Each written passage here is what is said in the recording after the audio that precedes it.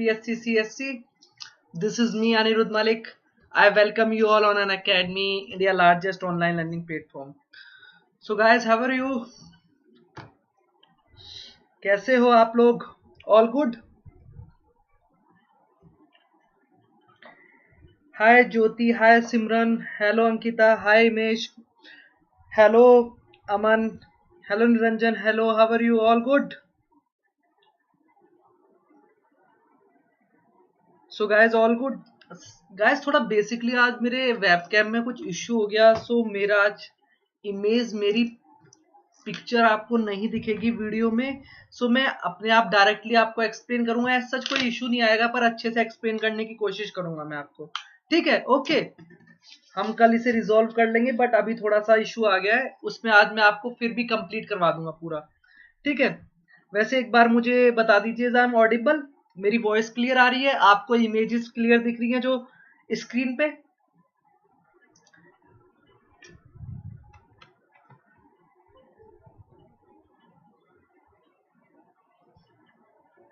फटाफट बता दीजिए एक बार सब कुछ, देन स्टार्ट करते हैं।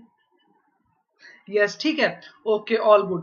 So guys, today we are going to covering the most important lecture of class 11th NCERT and also one of the most important for the UPSC prospective. अगर हम बात करें guys, today we are covering interior of earth.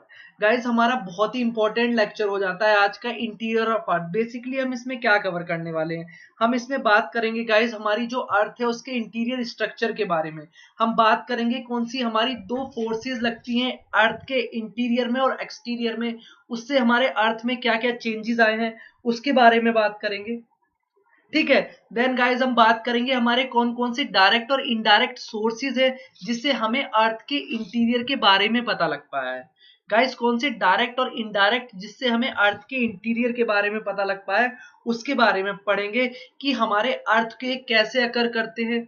उसके बाद हमारा जो volcanic activities है वो कैसे होती है, बिकॉज वॉल्केनिक और अर्थक्वेक वाला कंसेप्ट है ना, वो मोस्ट ऑफ द स्टूडेंट को क्लियर नहीं हो पाता कि अर्थक्वेक कैसे अकर होता है, क्या क्या रोल प्ले करता है। सो उसके बारे में आज हम बहुत डिटेल से बात करेंगे कि हमारा अर्थक्वेक कैसे होता है, हमारे कौन कौन सी वेव्स हैं, प्राइमरी वेव्स कौन सी होती हैं, सेकेंडरी वेव्स कौन सी होती हैं। देन हम बात करेंगे हमारे सिस्मोलॉजी क्या चीज होती है उससे, फिर एंडोजेनिक और एक्सोजेनिक जो फोर्सेस होती हैं उसके बारे में बहुत अच्छे से बात करेंगे गाइस। फिर उसके बाद डिस्कस करने के बाद हमारे कौन कौन से लैपोलिथ क्या होते हैं, बाल्कविथ क्या होते हैं, ये जो हमारे इंटरनल लैंडफॉर्म्स बनते हैं ना अर्थ के, उन्हें डिस्कस करने वाले हैं बहुत ही अच्छे से। सो आज का लेक्चर बहुत ही इंपॉर्टेंट हो जाता है। ओके गाइस, बफरिंग का इशू आ रहा है, आई थिंक मेरे एंड से तो नहीं आ रहा है कुछ भी, आपके एंड से एक बार अब बताइए, बफरिंग हो रही है वीडियो? वेट कीजिए एक बार, किस किस स्टूडेंट को बफरिंग का इश्यू आ रहा है? I think guys network connection तो बिल्कुल फाइन है, कोई बफरिंग का इश्यू तो होना नहीं चाहिए। आप एक बार अपना नेट का कनेक्शन चेक कर लीजिए, देन मुझे बताइए। ठीक है, फाइन है ना? ओके, ठीक है गाइस। सो टुडे अगर हम बात करेंगे अपने लेक्चर को, बिफोर स्टार्टिंग द लेक्चर अगर मैं बात करूं अपने बारे में, this is me Anirudh Malik. I done my B Tech from यूपी2 and I have a teaching experience of more than 4 years. And guys today अगर मैं बात करूं, मोस्ट ऑफ द स्टूडेंट को डाउट होता है सब्सक्रिप्शन से related, any query you can call me और message me on this number. Okay, but between 2 PM to 4 PM। Okay guys, इसके बीच में आपकी कोई भी क्वेरी होगी वो रिजॉल्व कर दी जाएगी। ओके, देन अगर हम बात करें गाइज आपको अनअकैडमी सब्सक्रिप्शन के लिए, कैसे आपको गेट सब्सक्रिप्शन दबाना होगा अनअकैडमी, जब ऐप को आप डाउनलोड करेंगे क्या क्या आपके लिए बेनिफिट्स होंगे, क्या सब्सक्रिप्शन में गाइज डेली लाइव क्लासेस ले सकते हैं आप, लाइव टेस्ट क्विज़ेस होंगे आपके, आप अपनी प्रिपरेशन को एनालाइज कर सकते हैं, पूरा कोर्स एक स्ट्रक्चर्ड वे में होगा, सब कुछ प्लेलिस्ट के, अनलिमिटेड एक्सेस, जो बेस्ट थिंग लगती है ऑफलाइन क्लासेस में नहीं होती, कंसेप्ट नहीं कब समझ आते तो आप अनलिमिटेड एक्सेस भी कर सकते हैं।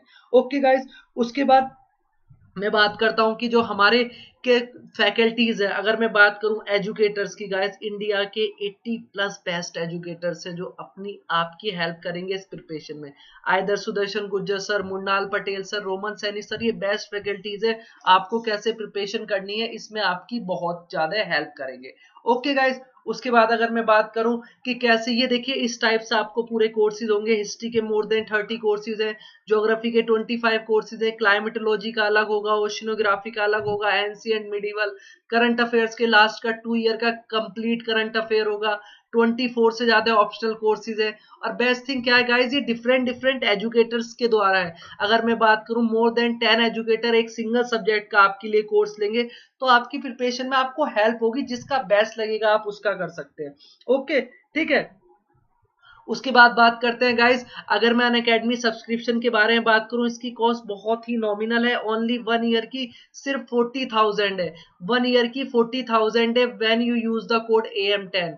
जब आप AM10 कोड यूज करेंगे, that is capital AM10, you get 10% discount और आपकी फीस हो जाएगी only 36,000।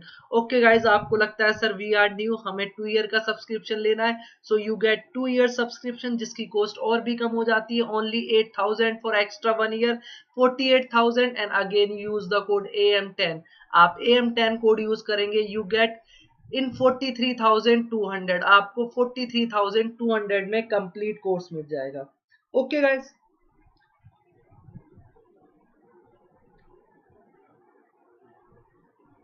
I think guys buffering issue मेरे एंड से तो मुझे, क्योंकि मेरे एंड से भी मुझे लग जाता है पता, पर मेरे एंड से कोई बफरिंग इशू नहीं है। Please check your net connection.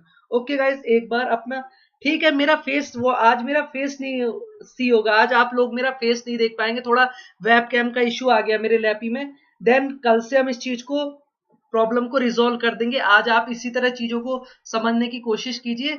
अभी आप, जो मैं अंडरस्टैंड करवाना चाह रहा हूँ बहुत अच्छे से, आज भी कोई प्रॉब्लम नहीं होगी, पूरे कंसेप्ट एक एक अच्छे से क्लियर करवा के चलूंगा। ओके, ठीक है। उसके बाद बात करते हैं कि हमारी जो अर्थ का इंटीरियर है उसके बारे में जानने की कोशिश करते हैं गाइस। कैसे, देखिए जो हमारा अर्थ है ना गाइस, उसका जो रेडियस है वो 6,370 किलोमीटर से भी ज्यादा का रेडियस है। तो गाइस क्या हो सकता है कि जो हमारी अर्थ है उसके इंटीरियर में क्या चीज है, हम कैसे जान पाएंगे? बताइए, हम किस तरह जान पाएंगे कि हमारे अर्थ के इंटीरियर में क्या चीज है? बहुत ही डिफिकल्ट हो जाएगा। ठीक है, डिफिकल्ट हो जाएगा तो हमें क्या चीज हो गई कि हमें पता लगाना पड़ेगा कि अर्थ के इंटीरियर में क्या है। तो इसके लिए हम अर्थ के नीचे तो जा नहीं सकते, कितना, इतनी डेप्थ में हम नीचे तो अर्थ के जा नहीं सकते। क्यों? क्योंकि आपका अंदर की तरफ क्या पॉइंट है हमें पता नहीं। तो हम क्या कर सकते हैं, इन्फ्रेंसेस के थ्रू, मतलब अपना एक बेसिस लगा सकते हैं, एक अजम्पशंस लगा सकते हैं, जिसके थ्रू हम अर्थ के इंटीरियर के बारे में जानने की कोशिश करेंगे। और वो किस तरह कोशिश करेंगे गाइस? हमने कोशिश की दो तरीके से, एक डायरेक्ट सोर्सेज और एक इनडायरेक्ट सोर्सेज। अर्थ के इंटीरियर की जानने की किस तरह कोशिश की? हमने दो सोर्सेज की, उससे one is direct sources and other is indirect sources. अब हम बात करेंगे, देखिए सर, मैं हूं एज अ ह्यूमन बीइंग, तो मुझे नहीं पता कि अर्थ के इंटीरियर में क्या चीज है। ठीक है, मुझे कुछ भी नहीं पता कि अर्थ के इंटीरियर में सॉलिड है, लिक्विड है। हमें कैसे पता लगा कि हमारी जो अर्थ है उसके इंटीरियर में सॉलिड है, लिक्विड है? किस तरह जानेंगे? तो हमने दो वे से अर्थ के इंटीरियर में जानने की कोशिश की गाइस। पहला direct sources, second indirect sources. देखिए, जो हमारे डायरेक्ट सोर्सेज थे ना, उसमें हमने क्या किया कि जो हमारी रॉक्स थे, हमारी जो अर्थ थी उसके ऊपर जो रॉक्स थे, हमने रॉक्स के सैंपल लेने की कोशिश की। ठीक है, कौन से? हमारे अर्थ पे जो रॉक्स थी हमने उनके सैंपल लेने की कोशिश की। उसके बाद क्या किया, हमने डीप माइनिंग करना स्टार्ट की। और गाइस आप भी जानते हो कि माइनिंग पॉसिबल नहीं है 6,000 की डेप्थ तक करना। 6,000 की डेप्थ तक आप माइनिंग नहीं कर सकते। तो हमने क्या किया, रॉक्स के स्ट्रक्चर से भी हमें इंटीरियर ऑफ द अर्थ अच्छे से पता नहीं लग पाएगा। तो हमने क्या किया कि माइनिंग करने की भी कोशिश की। पर अगर हम बात करें, जो डीपेस्ट माइन है अफ्रीका में, साउथ अफ्रीका में, वो 3 to 4 किलोमीटर है। चीजें समझ आ रही है ना? हमारी अर्थ के अंदर कितनी, 3 to 4 किलोमीटर तक हम माइनिंग कर सकते हैं।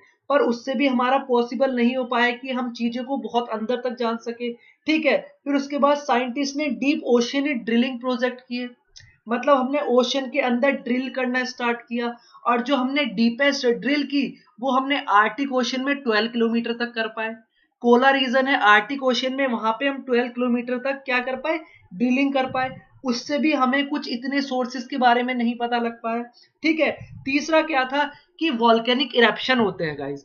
जो वॉल्केनिक इरप्शन होते हैं उससे हमने क्या पता लगाने की कोशिश की, जब हमारे वॉल्केनोज आपको आगे पढ़ाऊंगा वोल्केनोस कैसे होते हैं। अगर मैं बात करूं जो हमारे अर्थ है उसमें से नीचे से क्या हुआ, मैग्मा था। जब वो मैग्मा बाहर निकला और उसके बाद कूल डाउन हुआ, तो हमने उस मैग्मा से, वोल्केनिक इरप्शन से कुछ रॉक्स के डाटा लिए, उससे पता लगाने की कोशिश की अर्थ का इंटीरियर कैसा है। क्योंकि अर्थ का इंटीरियर जानने के लिए जब इंटरनल रॉक को हम पढ़ेंगे कि किस टाइप की है, तभी तो अर्थ के इंटीरियर को जान पाएंगे। तो अर्थ को इंटीरियर को इस तरह जानने की कोशिश की। तो डायरेक्ट सोर्सेज से कैसे की, डीप ओशियन ड्रिलिंग की। कहां पे की, आर्टिक ओशियन में की। कितना, 12 किलोमीटर मैक्सिमम हो पाई। पॉसिबल नहीं है 12 किलोमीटर से कि आप 6000 किलोमीटर से ज्यादा का आप उसका डाटा पता लगा पाओ। वॉल्केनिक इरप्शन से जो इरप्ट हुए वॉल्केनोज निकले जमीन के अंदर से, उस हॉट और मोल्टन रॉक को जब कूल डाउन हुई उसकी स्टडी करी, उससे हमने सोर्सेज किए। फिर हमने क्या किए, हमने जो आपकी माइनिंग की थी, डीप माइनिंग की थी। कहां पे, साउथ अफ्रीका में 3 से 4 किलोमीटर की वहां पे मैक्सिमम माइनिंग हो पाई गोल्ड के लिए, तो वहां भी हम पता नहीं लगा पाएंगे एग्जैक्ट। फिर हमारे कुछ सोर्सेज हैं इनडायरेक्ट सोर्सेज। जो इनडायरेक्ट सोर्सेज है उनके थ्रू हमने क्या जानने की कोशिश की, हमारा कि आपकी अर्थ के अंदर पार्ट कैसा है। अर्थ हमारी सॉलिड है, लिक्विड है, हमारा ओशियन है अर्थ के अंदर किस टाइप की है, उससे जानने की कोशिश की। सबसे पहले अगर मैं बात करूं इनडायरेक्ट सोर्सेज की, देखिए गाइस हमने इनडायरेक्ट सोर्सेज से कैसे जानने की कोशिश की। पहला हमारा इनडायरेक्ट, हमने टेम्परेचर की जानने की कोशिश की, अर्थ का टेम्परेचर क्या है। इंटरनल से हमने टेम्परेचर, प्रेशर और डेंसिटी को मेजर किया। देखिए अगर हम अर्थ के नीचे जाएंगे, जितना हाई टेम्परेचर होगा आपको पता है उसी फॉर्म में आपका वहां पे अर्थ का इंटीरियर स्ट्रक्चर होगा। अगर कम टेम्परेचर है सॉलिड होगा, उससे ज्यादा टेम्परेचर है सेमी मोल्टन होगा, थोड़ा विस्कस फॉर्म में होगा, उससे ज्यादा टेम्परेचर है तो किस फॉर्म में होगा, लिक्विड फॉर्म में होगा। आपको पता है जितना हाई टेम्परेचर होगा वो मेल्ट कर देता है। फिर हमने जानने की कोशिश की प्रेशर कितना है। जैसे जैसे अर्थ के नीचे चलते चले जाएंगे आपको पता है प्रेशर इंक्रीज होता चला जाएगा। प्रेशर ज्यादा इंक्रीज होगा तो कोई चीज क्या, लिक्विड से किसी दूसरी फॉर्म में कन्वर्ट होना स्टार्ट होगी। वो डेंसिटी कितनी है उससे जानने की कोशिश की। अब बोलोगे सर डेंसिटी से कैसे जानने की कोशिश की। एक चीज बताइए, जितनी डेंसिटी, जितनी हाई डेंसिटी होगी वो चीज उतनी ही नीचे होगी। अगर जिसकी डेंसिटी कम होगी, जो चीज हल्की होगी वो ऊपर की तरफ होगी, जो चीज ज्यादा डेंसिटी होगी वो और ऊपर नीचे की तरफ होगी। जिसकी डेंसिटी सबसे ज्यादा होगी, सबसे हैवी होगी, वो अर्थ के नीचे की तरफ होगी। ठीक है, समझ में आ गया ये वाला पॉइंट, कैसे हमारा डेंसिटी वाला रोल प्ले करता है। ठीक है, उसके बाद हमने मीटियोर्स, आपको बताया था मैंने अर्थ में मीटियोर्स होते हैं जो मेट्रॉइड्स होते हैं हमारे, कहां पे, रॉकी पार्टिकल होते हैं, कहां पे, स्पेस पे। जब वो स्पेस के रॉकी पार्टिकल्स होते हैं वो अर्थ पे हिट करते हैं, उन्हें कहते हैं मीटियोर।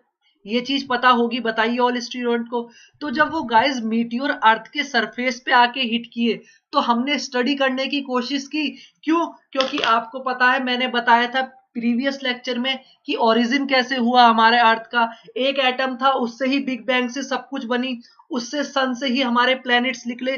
तो कहीं ना कहीं मीटियोर आपका स्पेस में एक रॉकी डेब्रिस है, तो उसका स्ट्रक्चर अर्थ से भी मिलना चाहिए, क्योंकि अर्थ भी तो उसी का पार्ट था पहले। तो अर्थ का इंटरनल स्ट्रक्चर भी तो वही होना चाहिए। हमने मीटियोर से समझने की कोशिश की, हमने अर्थ की जो ग्रेविटेशनल फोर्स थी उसके थ्रू हमने स्टडी करने की कोशिश की। उसके बाद हमारी अर्थ आपको पता है मैग्नेटिक करैक्टर शो करती है, मैग्नेटिक करैक्टर शो करती है हमारी अर्थ। तो हमने उस मैग्नेटिक करैक्टर से पता लगाने की कोशिश की अर्थ का इंटीरियर क्या है, कैसे हमारी अर्थ की वेव्स आ रही हैं, उससे हमने चीजों को आइडेंटिफाई करने की कोशिश की। And last one is seismic activities, जो सबसे इंपॉर्टेंट हो जाता है गाइस। सिस्मिक एक्टिविटीज क्या, जो हमारी अर्थक्वेक है उन वेव्स को, सिस्मिक एक्टिविटीज माने अर्थक्वेक की जो वेव्स होती हैं उससे जानने की कोशिश की अर्थ का इंटीरियर। मतलब आपकी प्राइमरी वेव्स, आपकी सेकेंडरी वेव्स और आपकी एल वेव्स, पी एस और एल वेव्स के थ्रू हमने जानने की कोशिश की अर्थ के लिए। ठीक है गाइज, हाँ सफिशियंट है, पर 6 to 12 कीजिए आपके लिए और बेनिफिट होगा। ठीक है गाइज, ये हमारे डायरेक्ट और इनडायरेक्ट सोर्सेज हो गए। देन अगर हम बात करते हैं, सबसे पहले हम पढ़ते हैं इनडायरेक्ट सोर्सेज क्या होते हैं। देखिए गाइज, अगर मैं सबसे पहले समझाने की कोशिश करूं, आपको एक पॉइंट समझने की कोशिश करना। हमारी जो अर्थ है ना गाइज, हमारी जो अर्थ है उसमें दो टाइप से है। हमने अर्थ के इंटीरियर, अगर मैं समझाने की कोशिश करूं, हमारी अर्थ को हमने किस तरह समझने की कोशिश की। हम अपने अर्थ के लैंडफॉर्म को दो तरीके से समझने की कोशिश कर सकते हैं। वन इज एक्सोजेनिक, एक होती है एक्सोजेनिक फोर्सेस, मैं पढ़ा चुका हूं इस पॉइंट को। एक होती है एंडोजेनिक फोर्सेस। गाइस वो फोर्सेस जो अर्थ के इंटरनल ग्राउंड में लग रही है वो होती हैं एंडोजेनिक फोर्सेस, और वो फोर्सेस जो अर्थ के बाहर की तरफ लग रही हैं वो होती है एक्सोजेनिक फोर्सेस। कौन सी? एक्सोजेनिक फोर्सेस होती हैं। और एंडोजेनिक फोर्सेस को भी अब मैं डिवाइड कर दूं, एंडोजेनिक फोर्सेस भी दो तरह की होंगी। एक मैंने बताया था डायस्ट्रोपिक फोर्सेस, एक बताई थी मैंने सडन फोर्सेस, बताई थी गाइस मैंने, एक डायस्ट्रोपिक फोर्सेस और एक sudden forces. And you know very well जो हमारी एंडोजेनिक फोर्सेस है ना, इन्हीं के पार्ट है ये दोनों, ये भी दो पार्ट में डिवाइडेड हो गए। गाइस जो डायस्ट्रोपिक फोर्सेस है, जो डायस्ट्रोपिक फोर्सेस है वो हमारी बहुत ही स्लो फोर्स है, मतलब बहुत ही स्लोली लगती है हमारी डायस्ट्रोपिक फोर्सेस। समझ रहे हो इस पॉइंट को? डायस्ट्रोपिक फोर्सेस हमारी बहुत ही स्लोली लगती है और हमारी सडन फोर्सेस एकदम बहुत तेज लगती हैं। डायस्ट्रोपिक फोर्सेस का मैंने एग्जांपल बताया था माउंटेन बिल्डिंग। जो हमारे माउंटेन्स बनते हैं वो डायस्ट्रोपिक फोर्सेस से बनते हैं। बहुत ही स्लोली स्लोली आपकी प्लेट का मूवमेंट होता है, बहुत ही स्लोली। आई थिंक अब बफरिंग नहीं हो रही होगी, एक बार चेक कीजिए गाइस।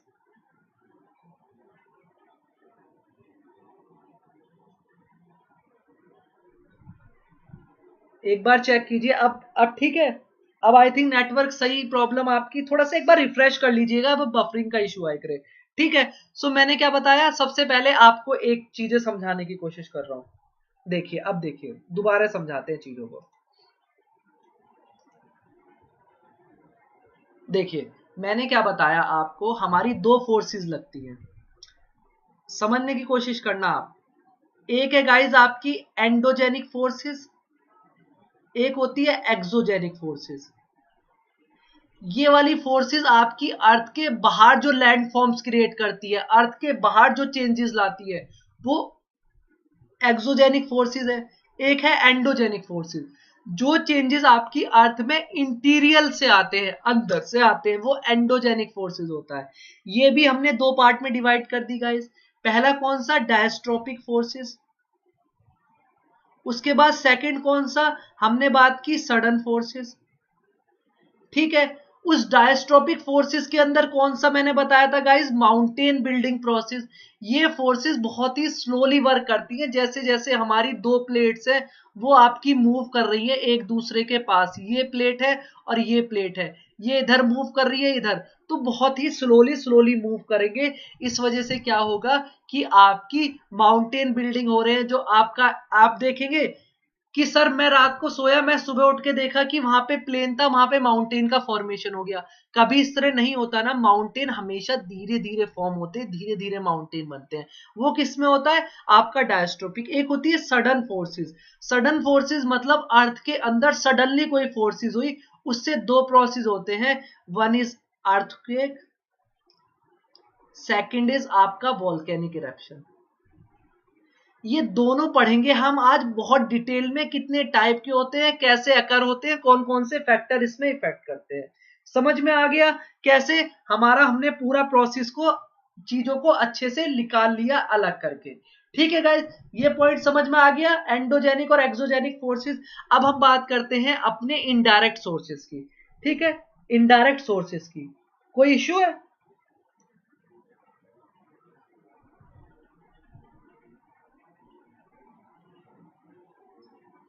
कोई इश्यू आ रहा है स्टूडेंट? बताइए मुझे। थोड़ा सा प्रॉब्लम आज वेब कैम की उससे आप लोगों को हो रही है, पर नेक्स्ट टाइम से, कल से हम रेगुलर हो जाएंगे अपना। ठीक है, ओके, क्लियर है। Indirect sources. अब हम बात करते हैं इनडायरेक्ट सोर्सेज कौन से होते हैं। गाइस इनडायरेक्ट सोर्सेज मतलब मैंने वही बताया कि जो अर्थ के अंदर से हमें इनडायरेक्टली हमने चीजों को फाइंड आउट करने की कोशिश की।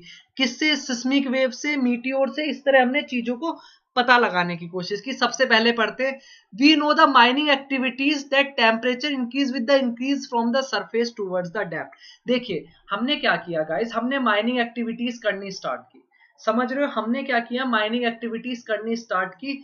तो हमें पता लगा जैसे जैसे हम डीप में माइनिंग करते जा रहे हैं, जैसे जैसे हम माइनिंग मतलब नीचे अर्थ के खोदते जा रहे हैं, नीचे की तरफ ये अर्थ का नीचे माइनिंग करते जा रहे हैं, हमने नोटिस किया कि अर्थ के नीचे क्या हो रहा है, टेम्परेचर बढ़ रहा है गाइस। टेम्परेचर इंक्रीज हो रहा है, साथ के साथ प्रेशर भी इंक्रीज हो रहा है towards the interior of the अर्थ। ठीक है, ओके। और कहीं ना कहीं हमें पता लगा कि उससे डेंसिटी भी हमारी इंक्रीज हो रही है, जैसे जैसे हम ग्रेटर डेप्थ के नीचे जा रहे हैं, जैसे जैसे ग्रेटर डेप्थ के नीचे जा रहे हैं डेंसिटी भी डिक्रीज होती जा रही है, क्योंकि जितना हैवी मटेरियल होगा वो नीचे सेटल डाउन होने की कोशिश करेगा।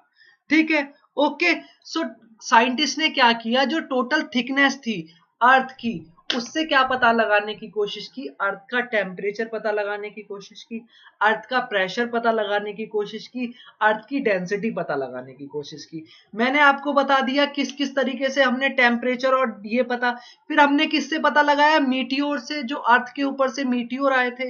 ये चीज हमने पढ़ा कि हमने पता कि जो हमारा मीटियोर है वो हमारा क्या है, अर्थ का इंटीरियर तो नहीं है, बट जो मटेरियल है, ये पॉइंट देखिए बहुत अच्छा। अनन्या जी, अर्थ की जो एवरेज डेंसिटी है ना, वो आपकी 4.5 के 3.5 के समथिंग है। अगर मैं बताऊं एवरेज अलग अलग होता है, 2.9 हो गई आपकी क्रस्ट की, 3.5 हो गई मेंटल की, जैसे जैसे नीचे जाओगे 4.5 हो जाएगी।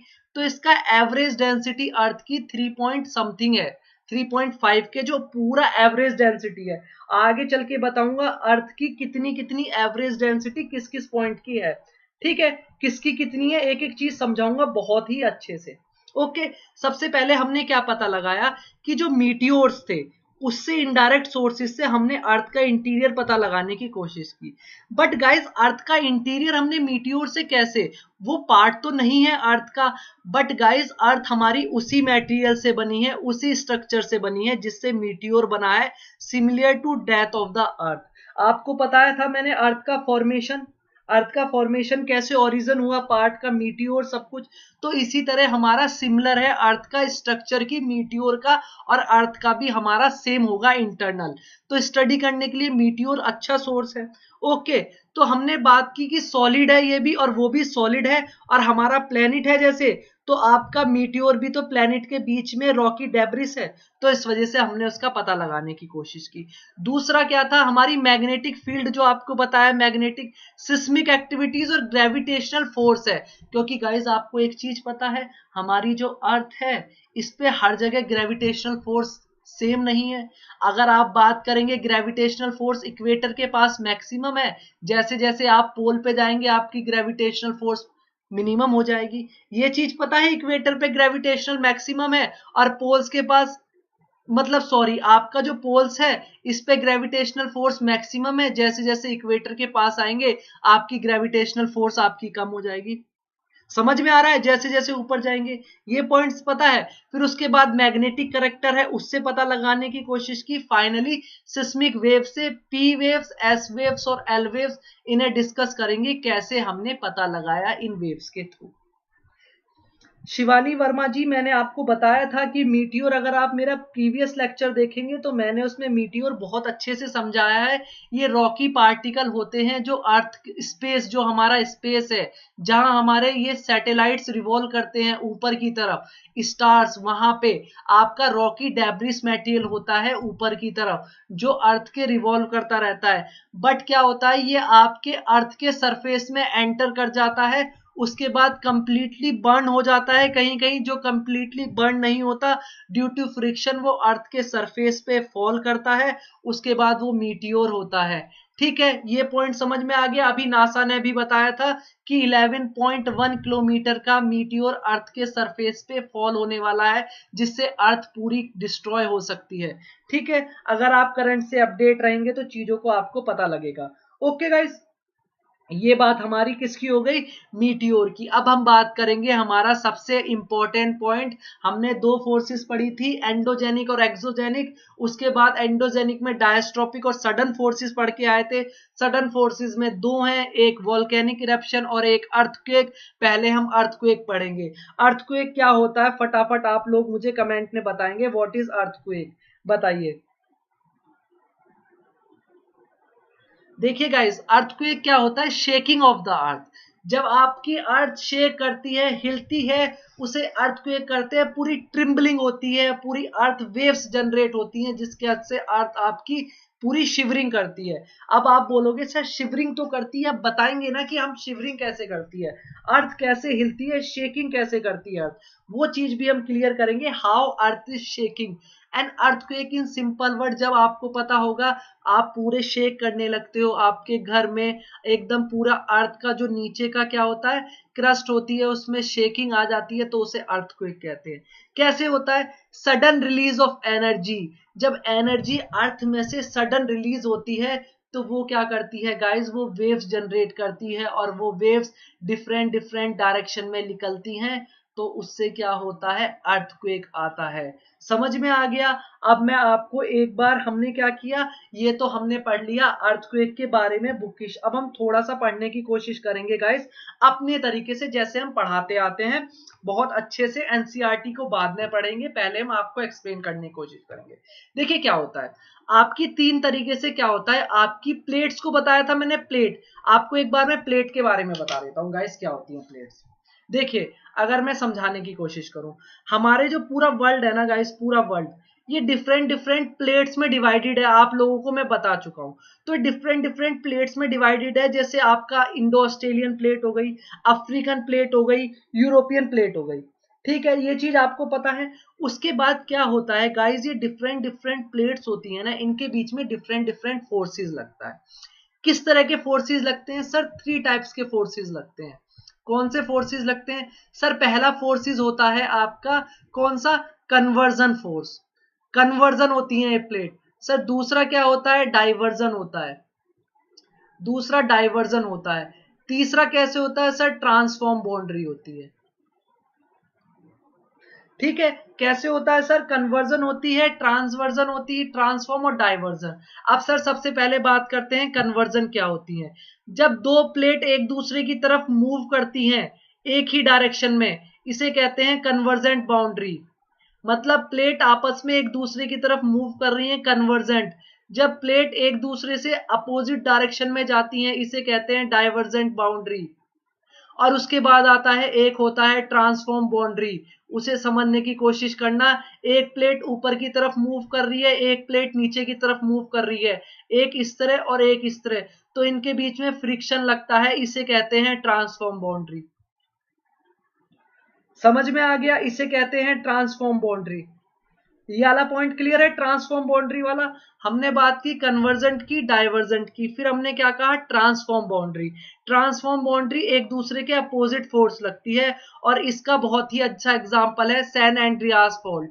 जो आपने कैलिफोर्निया में एक सैन एंड्रियास फॉल्ट है, वहां पे बहुत ही डिजास्टर या बहुत ही हाई डेंसिटी के रिएक्टर स्केल के क्या आते हैं? आपके अर्थक्वेक आते हैं। क्यों? क्योंकि वहां पे ट्रांसफॉर्म बाउंड्री लगती है, बाउंड्री एक दूसरे के अपोजिट आती है। मूवी भी थी एक, रॉक। रॉक की मूवी देखी है आप लोगों ने? वो ट्रांसफॉर्म बाउंड्री का एग्जांपल है। कौन सी? जो रॉक की मूवी आई थी सैन एंड्रियास, उसमें क्या होता है? ट्रांसफॉर्म बाउंड्री लगती है। तो क्या होता है गाइस, आपकी जैसे ये दो प्लेट है, ये प्लेट है, तो क्या हो रहा है? इनके बीच में डाइवर्जन फोर्स लग रहा है। तो जब फोर्स लगता है, मैंने आपको एक चीज बताई थी, ये आपका कन्वर्जेंट फोर्स लगा दो प्लेट के बीच में, तो इसमें क्या होगा? एक प्लेट आपकी इस तरह नीचे दूसरी प्लेट के सबडक्ट कर जाएगी, एक प्लेट दूसरी प्लेट के नीचे सबडक्ट कर जाएगी, और एक प्लेट ऊपर की तरफ उठ जाएगी। जिसकी डेंसिटी ज्यादा होगी, वो वाली प्लेट क्या होगी? नीचे की तरफ सबडक्ट कर जाएगी। बताया था, जो चीज हैवी होगी वो क्या होगी? आपकी नीचे की तरफ सबडक्ट कर जाएगी। एक तो ये चीज होती है। तो जब ये सबडक्ट करेगी, तो आपकी अर्थ क्या करेगी? शिवरिंग करेगी। दूसरा क्या होता है? आपकी ये प्लेट है और ये प्लेट है, ये इधर की तरफ डाइवर्स हुई, ये इधर की तरफ डाइवर्स हुई अपोजिट डायरेक्शन में, तो इनके बीच में क्या होगा गाइस? एक ये प्लेट और एक ये प्लेट, इनके बीच में क्रैक आ जाएगा। और क्रैक बन गया, देखिए यहां पर ये क्रैक बन गया। तो क्रैक बनने से क्या होगा? शेकिंग करेगी, फॉल्ट आ जाएगा, और हमारा अर्थक्वेक अकर होगा। समझ रहे हो इस पॉइंट को? हमारा अर्थक्वेक अकर होगा। कैसे अकर होगा? ये पॉइंट समझ में आ गया? देखिए, सबसे पहले अगर मैं समझाने की कोशिश करूं कैसे अर्थक्वेक अकर होगा, देखिए ये हमारा क्या होता है? फोकस। ये होता है हमारा फोकस, ये होता है एपिसेंटर। अर्थक्वेक को समझाने की कोशिश करूं, जब हमारा अर्थक्वेक जिस पॉइंट से एनर्जी रिलीज होती है उसे कहते हैं फोकस। आपको एक चीज बता दूं, जिस पॉइंट से एनर्जी रिलीज होती है उसे कहते हैं फोकस, और इसे हाइपोसेंटर भी कहते हैं। अगर क्वेश्चन आ जाए फोकस कहाँ होता है, ऑलवेज याद रखना फोकस इनसाइड द अर्थ होता है। अर्थ के अंदर जितना आपका फोकस होगा वहां से आपकी एनर्जी रिलीज होगी। ठीक है, समझ में आ गया ये वाला पॉइंट, अर्थ के अंदर फोकस होता है और वहां से एनर्जी रिलीज होती है, पहला पॉइंट। सेकंड पॉइंट क्या होता है, सेकंड पॉइंट होता है आपका एपिसेंटर। एपिसेंटर बिल्कुल परपेंडिकुलर होता है, 90 डिग्री होता है फोकस से, मतलब जहां से एनर्जी रिलीज हुई उसके बाद अर्थ का जो 90 डिग्री है वो वाले पॉइंट को कहते हैं एपिसेंटर। मतलब जहां पे वो एनर्जी सबसे पहले जाके रिलीज होगी, एपिसेंटर। आपने सुना होगा जितना नियर फोकस होता है उतना ही ज्यादा डिस्ट्रक्शन होता है, उतना ही ज्यादा डिस्ट्रक्शन होता है, ये पॉइंट पता होगा। जितना पास एपिसेंटर होगा उतना ही ज्यादा डिस्ट्रक्शन होगा। अब समझाने की कोशिश करूंगा कैसे होता है। अभी सब चीज बता दूंगा अनन्या जी, एक एक पॉइंट क्लियर हो जाएगा, कोई प्रॉब्लम नहीं है। सबसे पहले समझने की कोशिश करना कैसे अर्थक्वेक का चीजें होती हैं। देखिए, आप एक चीज समझने की कोशिश करना, ये मेरा रीजन है, ये मेरा अर्थ का क्रस्ट है, ये मेरा फोकस है, ठीक है, और ये मेरा एपिसेंटर है बिल्कुल इसके ऊपर 90 डिग्री पे। तो मेरा क्या होगा गाइस, एपिसेंटर पे मेरा अर्थक्वेक अकर करेगा। ठीक है, तो जितना पास एपिसेंटर के कोई प्लेस होगा, आपको पता था नेपाल में अर्थक्वेक आया था अभी 3-4 साल पहले, तो क्या था कि जो उसका फोकस था जहां से जनरेट हुआ था वो नेपाल के पास था, इसलिए वो सबसे ज्यादा डिवास्टिंग हुआ, सबसे ज्यादा खतरनाक नेपाल के लिए हुआ। जैसे जैसे एपिसेंटर से दूर होते चले जाओगे, अर्थक्वेक और सिस्मिक वेव्स हैं उसकी जो इंटेंसिटी है आपको पता है वो बात दूर जाते जाते वो कम होने लगेगी। तो जितना दूर जाओगे फोकस और एपिसेंटर से जितना दूर जाओगे उतना अर्थक्वेक क्या होगा, आपका कम रिएक्टर का होगा, कम हल्का होगा। दूसरा, फोकस का भी बहुत ही इंपॉर्टेंट हो जाता है रोल प्ले। सर ये मेरा अर्थ है, यहाँ पे एक फोकस है, दूसरा अर्थक्वेक का फोकस यहाँ पे आया, तीसरा अर्थक्वेक का फोकस यहाँ पे आया। जितना नीचे आपका फोकस होगा अर्थक्वेक का उतना ही आपका लेस्ट इंटेंसिटी का अर्थक्वेक होगा, क्योंकि जो आपकी अर्थक्वेक की वेव्स हैं उसे अर्थ में ऊपर आने तक उसकी इंटेंसिटी डिक्रीज हो जाएगी। सैलो डेप्थ होता है, एक होता है नैरो डेप्थ, मतलब जितनी कम डेप्थ होगी फोकस की उतना ही ज्यादा डिस्ट्रक्टिंग होगा, जितना ऊपर की तरफ होगा अर्थक्वेक क्रस्ट के उतना ही आपका ज्यादा डिवास्टिंग होगा अर्थक्वेक।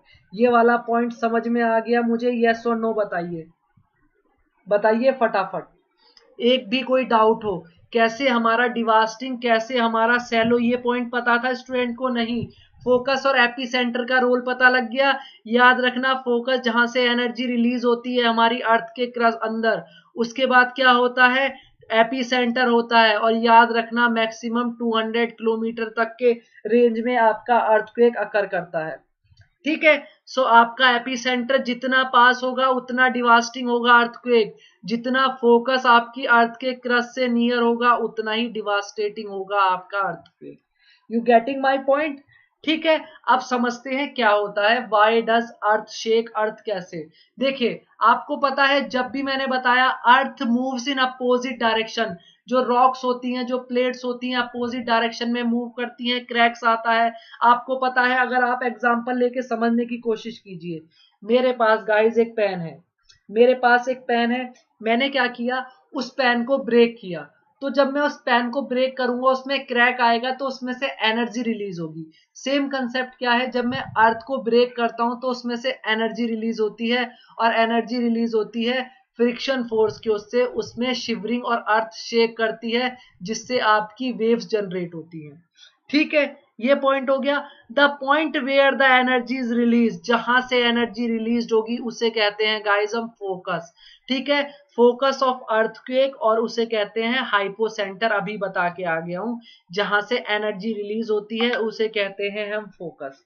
क्या कहते हैं गाइस? जहां से एनर्जी रिलीज होती है उस पॉइंट को कहते हैं हम focus. You getting my point? ठीक है, उस पॉइंट को क्या कहते हैं हम? फोकस कहते हैं। जब ये एनर्जी यहां से रिलीज होके आपके 90 डिग्री पे अर्थ के ऊपर पहुंच जाएगी, अर्थ के लेयर पे पहुंच जाएगी, टॉप मोस्ट पे, वहां पे उसे कहते हैं एपी सेंटर। दोनों चीजें बता दी हैं, सेम वही कहने की कोशिश कर रहा है। The point on the surface of the earth nearest to focus, nearest means same 90 degree, जहां पे भी फोकस जनरेट हुआ वहां से 90 डिग्री को आप एपी सेंटर कहेंगे। जहां पे first one two experience the waves, waves है ना जो आपकी सिस्मिक वेव्स है, वो फर्स्ट वन सबसे पहले एपी सेंटर पे फेस होंगी। कहाँ आएंगी? एपी सेंटर पे सबसे पहले हिट होंगी, इसलिए जितना पास एपी सेंटर होगा प्लेस के वहां उतना ज्यादा डिस्ट्रक्शन होगा। क्लियर है पॉइंट?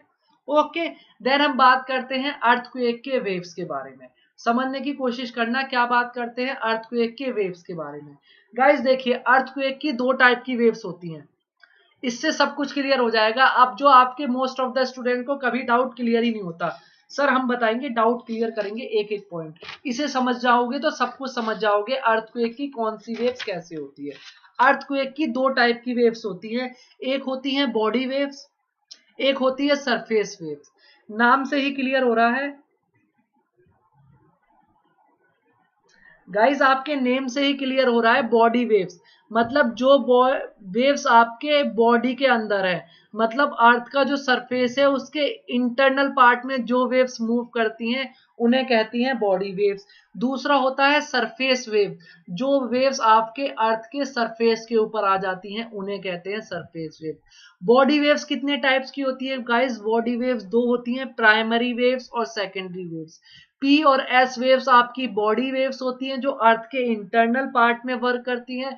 एक होती है सरफेस वेव्स, इसे एल वेव्स भी कहते हैं और इसे लव वेव्स भी कहते हैं।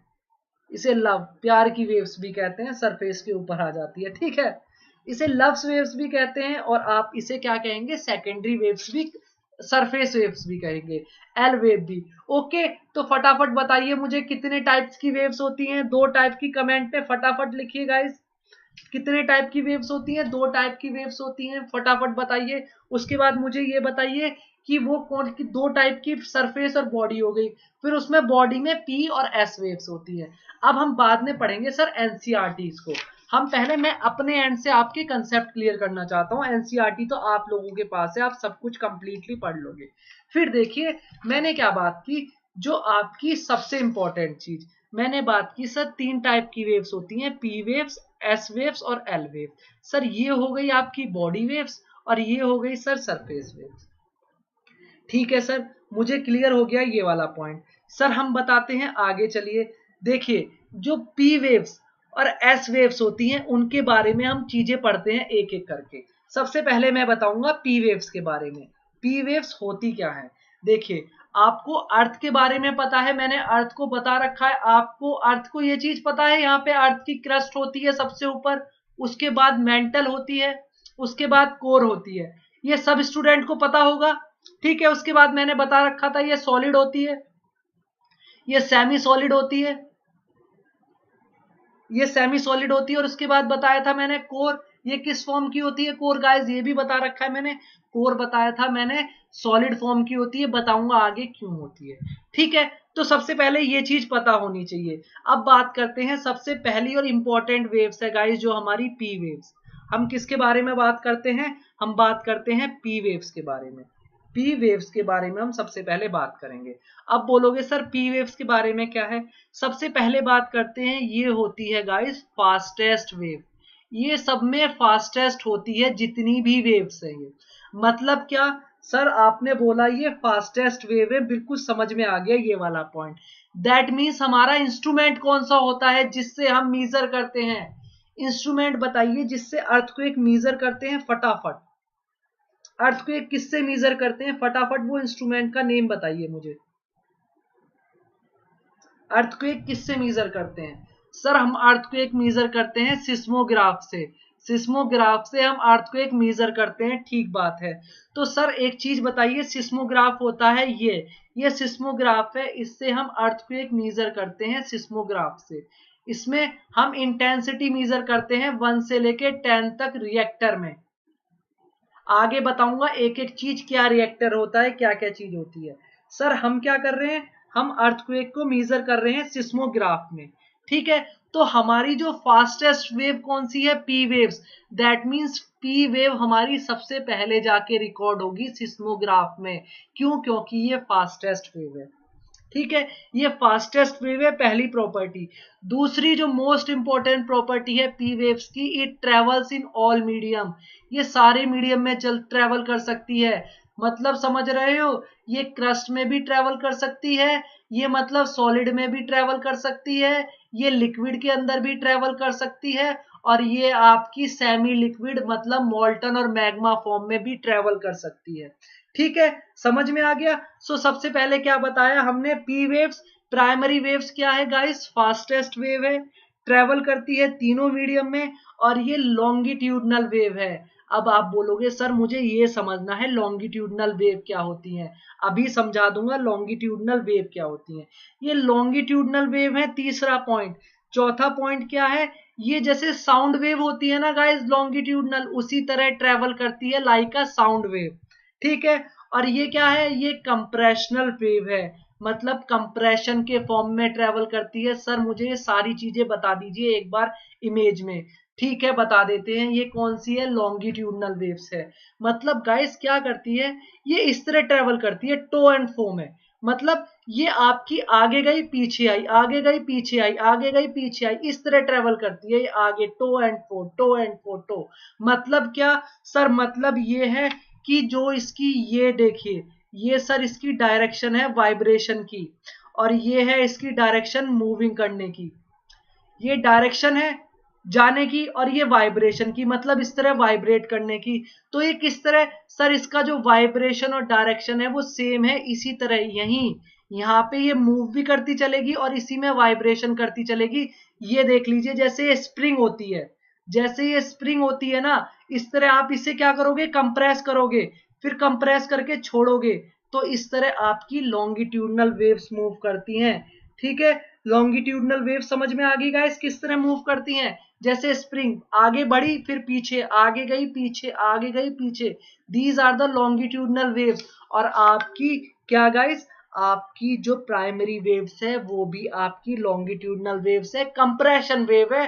क्वेश्चन है कि ये आपकी डायरेक्शन और वाइब्रेशन दोनों सेम है इसका, मतलब जो इसमें एंगल बनाती है किसका, वाइब्रेशन का और डायरेक्शन का, वो 0 डिग्री बनाती है।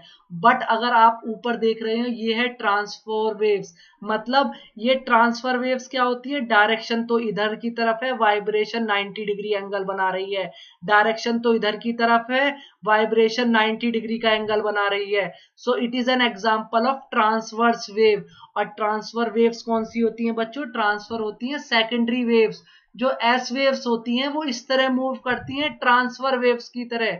मतलब एक बार टो एंड फो, क्रस्ट, ये ऊपर वाला क्रस्ट है, नीचे का ट्रफ है, क्रस्ट ट्रफ की तरह ये मूव करेंगी आपकी ट्रांसफर वेव्स और एस वेव्स। और आपकी प्राइमरी वेव्स लॉन्गिट्यूडनल वेव्स होती हैं, वो आपकी इस तरह मूव करेंगी, किसमें, लॉन्गिट्यूडनल वे में, कंप्रेशनल, जिसमें आपकी वाइब्रेशन और डायरेक्शन एक ही वे में है। बताइए कोई भी डाउट हो इस वाले पॉइंट में, बहुत अच्छे से समझाने की कोशिश की है, फटाफट बताइए, एनी डाउट, कोई भी डाउट हो इस पॉइंट में बताइए, देन आगे मूव करते हैं हमारा। सबसे पहले हमने क्या बात की, सर हमने बात की सबसे पहले पी वेव्स की। फास्टेस्ट वेव है, सारे मीडियम में ट्रेवल करती है, फास्टेस्ट है, तो सबसे पहले सिस्मोग्राफ में क्या करेगा, रिपीट, क्या हिमेश जी क्या रिपीट करना है बताइए, क्या चीज समझ नहीं आई। हाँ रिपीट कर देंगे, कोई नहीं, बताइए।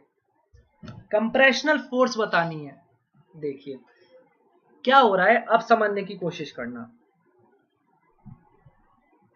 एक बार अनन्या जी थोड़ा सा सब स्टूडेंट को साथ लेके चलना है, तो हल्का सा 2 मिनट का टाइम और लेगा, 2 मिनट में सब कुछ क्लियर करवा दूंगा। देखिए सबसे पहले सुनने की कोशिश कीजिएगा। हमारी क्या होती है गाइस, सबसे पहले हमारा क्या होगा, हमने बात की क्या, प्राइमरी वेव्स की। फास्टेस्ट वेव होती है पहला पॉइंट, सारे मीडियम में ट्रेवल करती हैं दूसरा पॉइंट। ठीक है, आराम से करते हैं।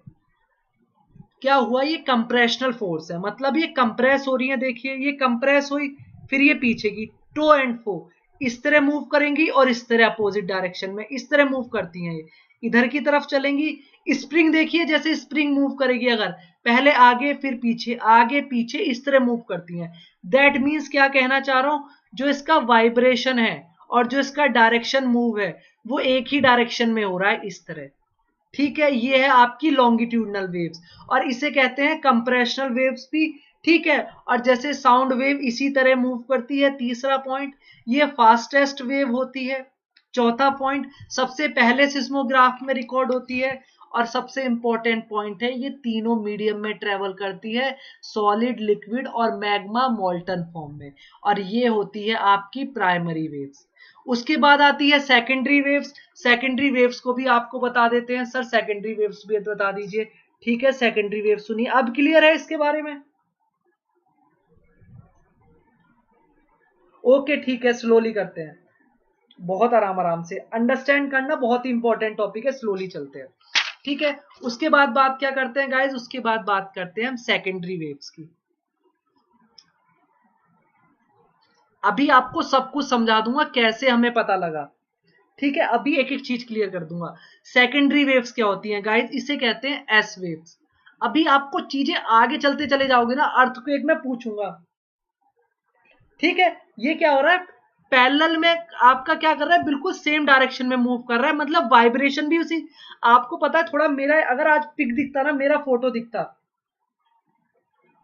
अगर आप मेरा पिक दिखता ना, मेरा फोटो दिखता, तो आपको मैं हैंड से ना चीजों को कंप्रेस और वो करके दिखा सकता था पेपर करके, पर मैं दिख नहीं पा रहा, तो थोड़ा सा आज मुझे भी बहुत ही एबनॉर्मल सा लग रहा है चीजों को पढ़ाने पर। कोई नहीं, हमें कंटिन्यू करना है, कोर्स कंप्लीट करना है।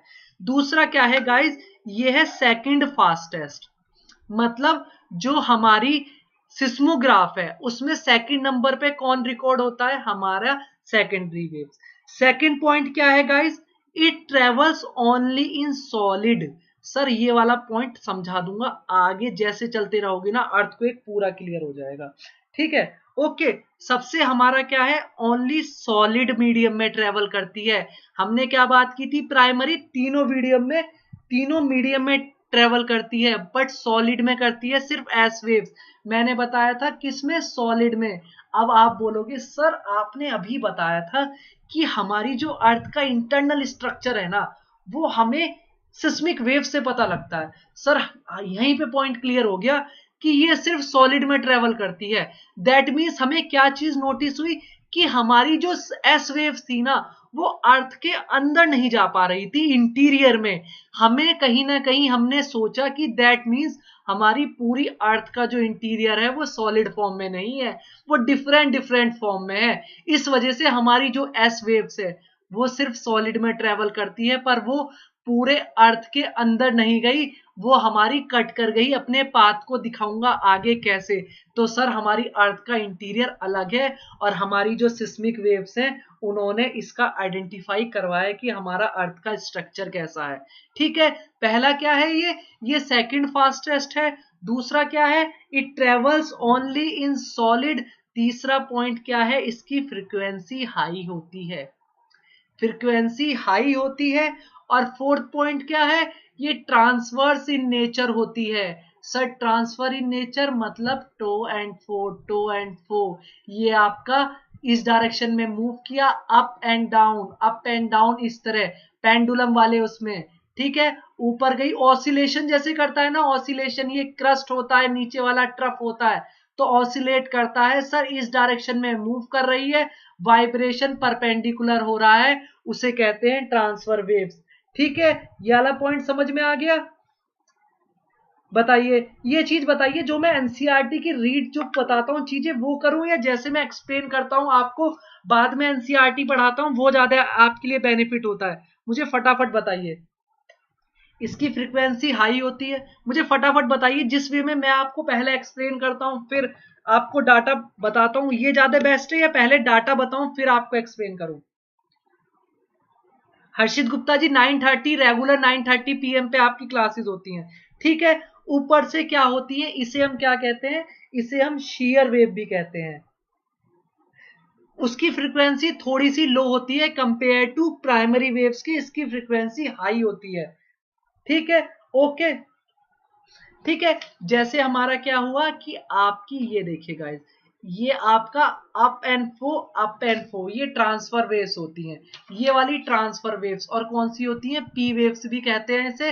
सेकंड फास्टेस्ट होती हैं, ओनली सॉलिड मीडियम में ट्रेवल करती हैं, और इन्हें हम शेयर वेव्स भी कहते हैं, शेयरिंग वेव्स, ठीक है। और जैसे वाटर में रिपल आता है, रिपल मतलब जैसे सुनामी आती है इस तरह, रिपल इन वाटर, इस तरह मूव करती हैं हमारी ट्रांसफर वेव्स। ओके गाइस, ठीक है। हाई फ्रीक्वेंसी होती है, आप ये देख लीजिए ना, अपने आप ही हाई फ्रीक्वेंसी हो रही है। फ्रीक्वेंसी क्या होता है, फ्रीक्वेंसी से ही तो कहते हैं, ये फ्रीक्वेंसी तो होती है, तो ये हाई होती है इसमें फ्रीक्वेंसी, इसमें उसी डायरेक्शन में मूव कर रही है तो इसकी फ्रीक्वेंसी लो होगी, ठीक है। ये चीज समझ में आ गया। तीसरी पढ़ेंगे हम अपनी कौन सी, तीसरी पढ़ेंगे हम अपनी एल वेव्स, जिसे हम कहते हैं लव्स वेव, प्यार की वेव्स, ठीक है। सॉरी मजाक कर रहा हूं, इसे हम कहते हैं लॉन्गिट्यूडनल वेव्स और लव वेव्स। लव और लॉन्गिट्यूडनल दोनों वेव्स को कहते हैं एल वेव्स को। अब सर इसकी प्रॉपर्टी पढ़ लेते हैं। सर ये लास्ट होती है सिस्मोग्राफ में रिकॉर्ड, सिस्मोग्राफ में सबसे लास्ट रिकॉर्डेड होती है आपकी, ठीक है। शेयर वेव्स हमारी सेकेंडरी वेव्स होती हैं, याद रखना इस वाले पॉइंट को, Himeji share waves secondary waves होती हैं, ठीक है। इन्हें लिखते रहिए चीजों को, ठीक है। उसके बाद सबसे पहले क्या कहा हमने, सिस्मोग्राफ में सबसे लास्ट रिकॉर्ड होती है, और दूसरा पॉइंट ऑल थ्री मीडियम में ट्रेवल होती है, ऑल थ्री मीडियम में ट्रेवल करती है, ठीक है।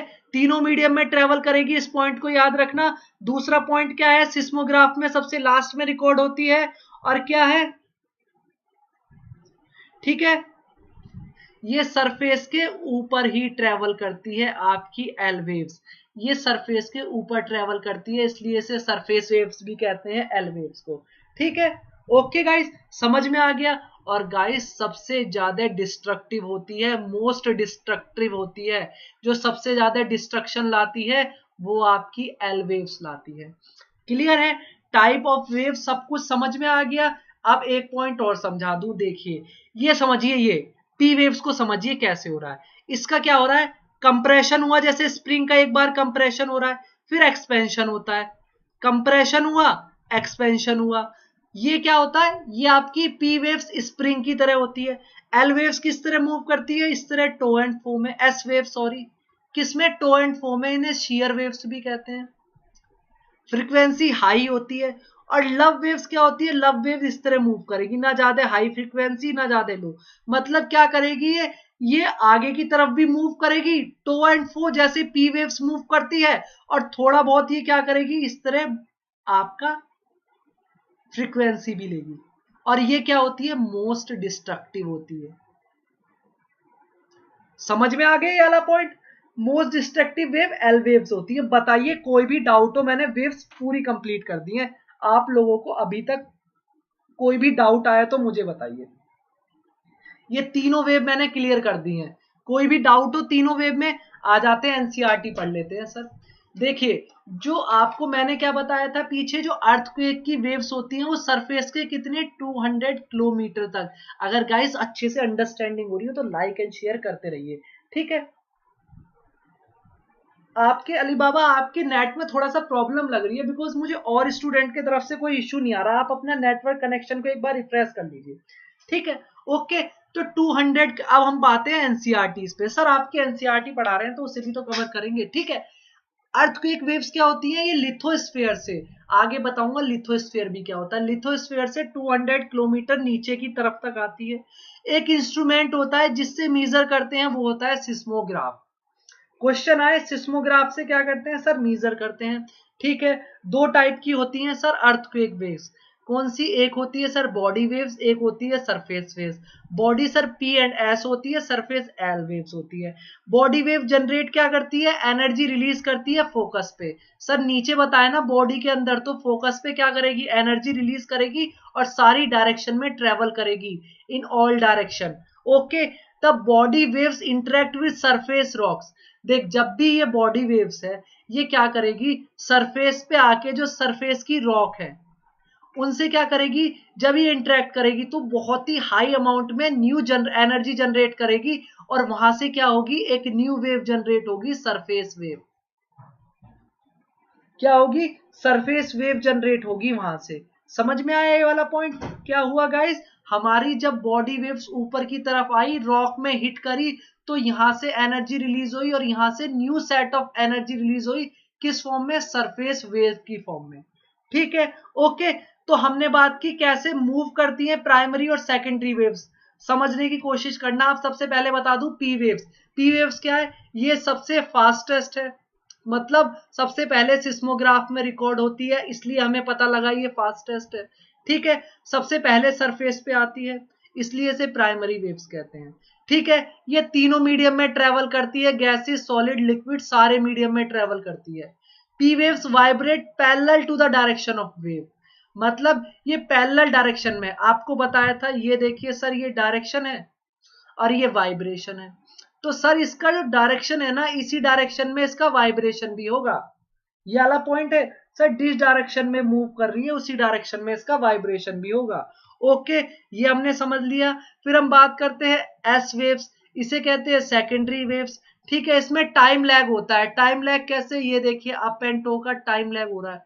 ठीक है, these waves travel on the solid material, सिर्फ सॉलिड में ट्रेवल करती है।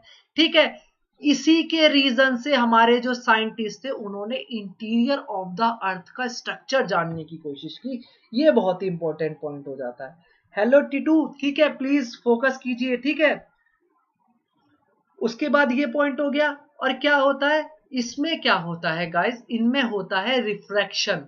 देखिए रिफ्रैक्शन कैसे होता है, दो चीज होती है, एक होता है रिफ्लेक्शन, एक होता है रिफ्रैक्शन। मैंने आपको सबसे पहला लेक्चर बताया था, mother of all sciences geography, सब जगह से इंटर रिलेट करेंगी। सर फिजिक्स से इंटर रिलेट कर रहे हैं ज्योग्राफी को। रिफ्लेक्शन और रिफ्रैक्शन, देखिए एक वेव आई और ये आके यहां से रिफ्लेक्ट बैक कर गई, ये होता है रिफ्रैक्शन। रिफ्लेक्शन मतलब रिफ्लेक्ट बैक कर गई, रिफ्लेक्शन। उसके बाद होता है एक रिफ्रैक्शन। सर ये वेव आई, उसके बाद दूसरे मीडियम में ट्रेवल की, तो इसने अपना पाथ चेंज कर लिया। ये एंगल ऑफ इंसिडेंस डिफरेंट होगा एंगल ऑफ किससे, जो पास हो रहा है। फिजिक्स में पढ़ा होगा आप लोगों ने। तो सर आपका ये एंगल जिस एंगल से आई, दूसरे मीडियम में जाने के बाद डिफ्लेक्ट कर गई। सेम क्या कर रही है, एस वेव्स कर रही है। आपका क्या, जैसे ही सॉलिड मीडियम से दूसरे मीडियम में पास ही नहीं हुई, सर डिफ्लेक्ट कर गई उस मीडियम से। अब समझ में आ गया कैसे आपका, किस तरह एस वेव्स वर्क करती है। पता लग गया एस वेव कैसे वर्क करती है, रिफ्रैक्ट कर जाती है जब दूसरे मीडियम में एंटर करती है। जैसे हमारे फिजिक्स में एक मीडियम से, वाटर से साउंड मीडियम में ट्रेवल करके ये वेव अपने उससे रिफ्रैक्ट कर जाती है। ठीक है, ये क्या है, these waves are more destructive, ये डिस्ट्रक्टिव होती है, फ्रीक्वेंसी हाई है। ठीक है, एस वेव्स का। और इसका जो डायरेक्शन ऑफ वाइब्रेशन है और direction of parallel to plane, वो परपेंडिकुलर है। सर मैंने बताया था ये वाइब्रेशन है और ये मैंने डायरेक्शन का मूवमेंट बताया था। सर परपेंडिकुलर है, ये देखिए पीछे बता के आया हूं। ये आपका क्या हो रहा है, ये आपका डायरेक्शन इस तरफ मूव कर रही है और ये परपेंडिकुलर है किसका, वाइब्रेशन का डायरेक्शन। इसमें पैरेलल है डायरेक्शन मूवमेंट का और वाइब्रेशन का, दोनों का लॉन्गिट्यूड में। समझ में आ गया? बताइए कोई भी डाउट हो किसी भी स्टूडेंट को, क्लियर हो गए सारे डाउट। अब आ जाते हैं शैडो जोन पे। शैडो जोन क्या होता है, चलो इसे बता देते हैं, शैडो जोन क्या होता है। अब इसे समझने की कोशिश कीजिए। देखिए सर सब बता देंगे कैसे अर्थक्वेक अकर होता है। सर आपने बताया था पी वेव्स आपकी सारे मीडियम में ट्रेवल करती है, तीनों मीडियम में। एस वेव से समझ जाना, एस माने सॉलिड, सिर्फ सर सॉलिड मीडियम में ट्रेवल करती है। फिर सर आपने एक पॉइंट और बताया कि जब हमारा अर्थ है हमारा इनर की तरफ जाएगी तो क्या हुआ सर, यहाँ पे सर ये वाला पार्ट देखिए, जैसे ही ये सॉलिड से सेमी लिक्विड या मोल्टन फॉर्म में एंटर करनी थी, तो सर क्या हो गई, ये रिफ्रैक्ट कर गई अपने पाथ को। एस वेव्स हैं सर ये व्हाइट वाली, तो ये अंदर की तरफ क्या हुई, अर्थ के इंटीरियर में जा ही नहीं पाई, तो रिफ्रैक्ट कर गई। दूसरे मीडियम में जाते ही क्या कर गई, रिफ्रैक्ट कर गई। तो सर इस वजह से हमें पता लगा हमारी जो अर्थ है वो अंदर से प्रॉपर सॉलिड नहीं है, क्योंकि हमारी अगर सॉलिड होती तो एस वेव्स हमारी इस तरह रिफ्रैक्ट करने की जगह सीधी अर्थ के अंदर पूरी चली जाती, अर्थ के अंदर एंटर कर जाती, पर अर्थ के अंदर एंटर ही नहीं करी। ठीक है, समझ आ गया। सर आपने बताया था पी वेव्स तीनों मीडियम में एंटर करती है, समझ में आ गया सर, पी वेव्स तीनों में। ये देखिए पी वेव्स यहाँ पे गई, उसके बाद क्या हुआ कि आपकी डेंसिटी चेंज हुई, तो पी वेव्स ने हल्का सा अपना पाथ को डाइवर्ट किया, उसके बाद और सॉलिड फॉर्म में जाके दोबारा डाइवर्ट किया। ये येलो वाली आपकी पी वेव्स है जो आपकी तीनों मीडियम में ट्रेवल कर गई, तीनों मीडियम में ट्रेवल कर गई। सर हमें कैसे पता लगा अर्थ का स्ट्रक्चर अंदर से कुछ और है? हमें इस तरह पता लगा, पहले हमारी पी वेव्स गई स्ट्रेट जा रही थी, फिर इसका मतलब डेंसिटी चेंज हुई, लेयर चेंज हुई, ये डिफ्लेक्ट हो गई, फिर वो सीधी चलने लगी, जैसे ही कोर के पास पहुंची वो दोबारा डिफ्लेक्ट हो गई, कोर के पास पहुंचने पे वो दोबारा डिफ्लेक्ट हो गई। तो सर हमें पता लगा कि अर्थ अगर अंदर से पहले सॉलिड है, फिर सेमी सॉलिड मोल्टन है, तो उसके बाद पूरी अंदर से सेमी मोल्टन नहीं है, दोबारा उसकी डेंसिटी चेंज हो रही है, क्योंकि अंदर जाके पी वेव्स ने दोबारा अपना पाथ को डाइवर्ट किया, दोबारा अपने पाथ को डाइवर्ट किया। तो हमें पता लग गया कि हमारी अर्थ का अंदर से दोबारा कुछ ना कुछ आपका स्ट्रक्चर डिफरेंट है। बताइए फटाफट, मुझे समझ में आ गया आप लोगों को कैसे पता लगाया हमारे साइंटिस्ट ने? इससे पहले चीजें पता थी इस तरह की कैसे कैसे चीजें होती हैं? फटाफट बताइए, समझ में आ गया? ये इस तरह हमारी शैडो जोन। अब हमने बात की शैडो जोन की, बात कर रहे हैं। सर आपने एस वेव्स का मीडियम बता दिया, आपने पी वेव का मीडियम बता दिया, अब हम बात करते हैं शैडो जोन।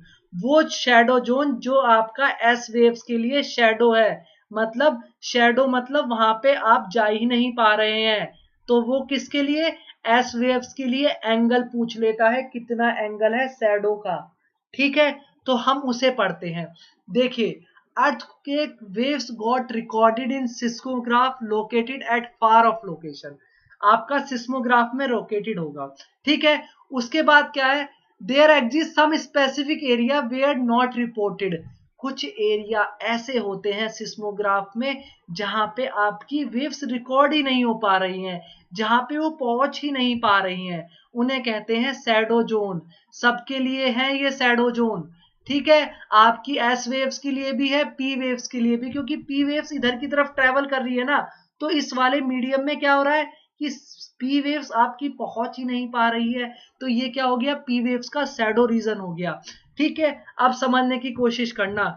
आपका a zone between 105 to 145 from the epicentre, shadow zone of both type of the waves. देखिए, जो ये दो टाइप की वेव्स है ना गाइस, दो टाइप की वेव्स,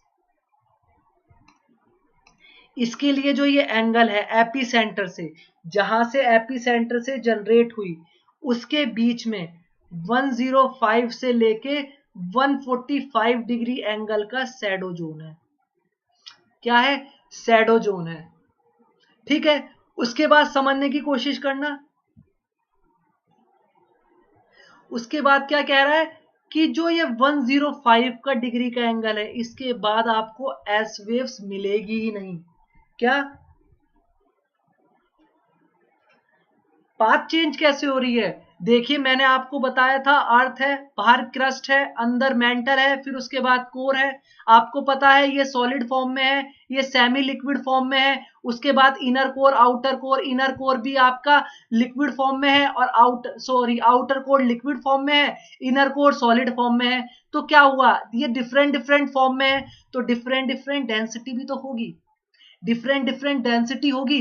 तो जब एक वेव इस डेंसिटी से दूसरी डेंसिटी में मूव करेगी तो पाथ चेंज करेगी ना, फिर दोबारा दूसरी डेंसिटी आ गई, दोबारा पाथ चेंज करेगी। पढ़ा नहीं है क्या आपने फिजिक्स में, व्हेन यू मूव फ्रॉम किससे, एक दूसरे मीडियम, डेंसर मीडियम, एक मीडियम से डेंसर मीडियम पे दूसरे मीडियम में ट्रेवल करते हैं तो रिफ्रैक्ट करती है, ये चीज पढ़ी है? ठीक है, ये चीज तो हमने पढ़ी है ना कि डेंसर मीडियम में किस तरह ट्रेवल करती है। सेम पॉइंट यही बता रहा है कि डेंसर मीडियम उसमें कैसे ट्रेवल करती है। तो हमारा शैडो जोन क्या हो गया, शैडो जोन हो गया हमारा पी वेव्स के लिए कितना, मेनली आपका सबसे पहले समझिए एस वेव्स है ना 105 के बाद आपका जा ही नहीं पाती, समझा दिया मैंने, ठीक है। और जो शैडो जोन है ना गाइस, जो शैडो जोन है वो आपका लार्जर है किसके लिए, एस वेव्स के लिए। एस वेव्स के लिए लार्जर क्यों है, क्योंकि ये सारे मीडियम में ट्रेवल कर ही नहीं पाती। पी वेव्स का जो शैडो जोन है वो थोड़ा सा कम करता है, याद रखना इस पॉइंट को। जो शैडो जोन है ना पी वेव्स का और एस वेव्स का वो 105 से 145 डिग्री एंगल के बीच में है, यहां से यहां तक। और 105 के बाद तो एस वेव्स आपका जा ही नहीं पाती, ठीक है। ओके, ये बात हो गई हमारी, ठीक है, समझ में आ गए पी और एस वेव्स का शैडो जोन। अब बात करते हैं अर्थक्वेक कितने टाइप्स के होते हैं, बताइए अर्थक्वेक कितने टाइप्स के होते हैं। सबसे पहले बात करते हैं हमारे अर्थक्वेक, वॉल्केनिक अर्थक्वेक। कैसे, आपको पता है जब हमारी अर्थ है उसमें से वॉल्केनिक इरप्शन होगा, वॉल्केनिक इरप्शन होगा तो क्या होगा, जब वॉल्केनिक इरप्शन होगा तो हमारी अर्थ में से क्या, वॉल्केनिक इरप्शन कैसे होता है, ये आपकी अर्थ क्रस्ट है, ये आपकी अर्थ की क्रस्ट है। तो गाइस क्या होता है, जब अर्थ के नीचे मैग्मा है ना वो सर्कुलर फॉर्म में इस तरह रोटेट करता रहता है। एस्ट्रोनोस्फेयर वाले पार्ट में मैंने मैग्मा बताया था, जो सेमी लिक्विड फॉर्म में होता है। इसका टेम्परेचर बहुत हाई होता है, प्रेशर भी बहुत हाई होता है। तो जब इसका टेम्परेचर और प्रेशर ये रोटेट करता रहता है, एक पॉइंट आता है ये अर्थ के क्रस्ट को वीक कर देता है। जब अर्थ के क्रस्ट को वीक करता है, यहां से वोल्केनोज निकलते हैं, मैग्मा निकलता है, उसे कहते हैं वोल्केनिक इरप्शन। जब यहां से अर्थ के क्रस्ट में क्या होगा, क्रैक आएगा, तो आपको पता है अर्थ में शिवरिंग होगी, तो आपका वॉल्केनिक उससे अर्थक्वेक आएगा, ठीक है। उसके बाद किस तरह आता है, आप जो माइनिंग करते हैं, आपने अर्थ के नीचे अंडरग्राउंड माइनिंग की, तो माइनिंग की आपकी जो अर्थ का इंटीरियर है उसमें कुछ डिस्टरबेंस आएगा, उससे भी अर्थक्वेक आ सकता है। उसके बाद कैसे होता है, आप कोई भी न्यूक्लियर एक्सपेरिमेंट करें, न्यूक्लियर एक्सप्लोजन करें, बम्बार्डिंग करें, एटम बॉम्ब, तो उससे भी पूरी अर्थ क्या होगी, अर्थ शिवरिंग होगी, पूरा अर्थ शेक कर जाएगी, और उससे भी क्या होगा, उससे भी आपका अर्थक्वेक आएगा एक्सप्लोजन से। बताइए, ये मैंने है ना गाइस आपका पूरा अर्थक्वेक है ना कंप्लीट सही कर दिया। एक पॉइंट, दो पॉइंट और समझा देता हूं। देखिए दो चीज होती है, एक होता है रिएक्टर स्केल और एक होता है मर्कली स्केल। सबसे पहले मैंने क्या बताया, देखिए अगर मैं आपसे पूछूंगा कि name the instrument to measure the earthquake, आप नहीं बोलोगे उसमें अगर रिएक्टर स्केल ऑप्शन, चलो मैं बताता हूं। Name the instrument to measure the earthquake, पहला Richter scale, second Mercalli scale, Mercalli scale, तीसरा अगर मैं बोलूं आपका सिस्मोग्राफ, चौथा है गाइस आपका none of the above, none of the above, ठीक है। मुझे बताइए कौन सा इंस्ट्रूमेंट है जिससे हम अर्थक्वेक मेजर करते हैं, फटाफट बताइए कौन सा इंस्ट्रूमेंट है जिससे हम अर्थक्वेक मेजर करते हैं, फटाफट बताइए उस इंस्ट्रूमेंट का name.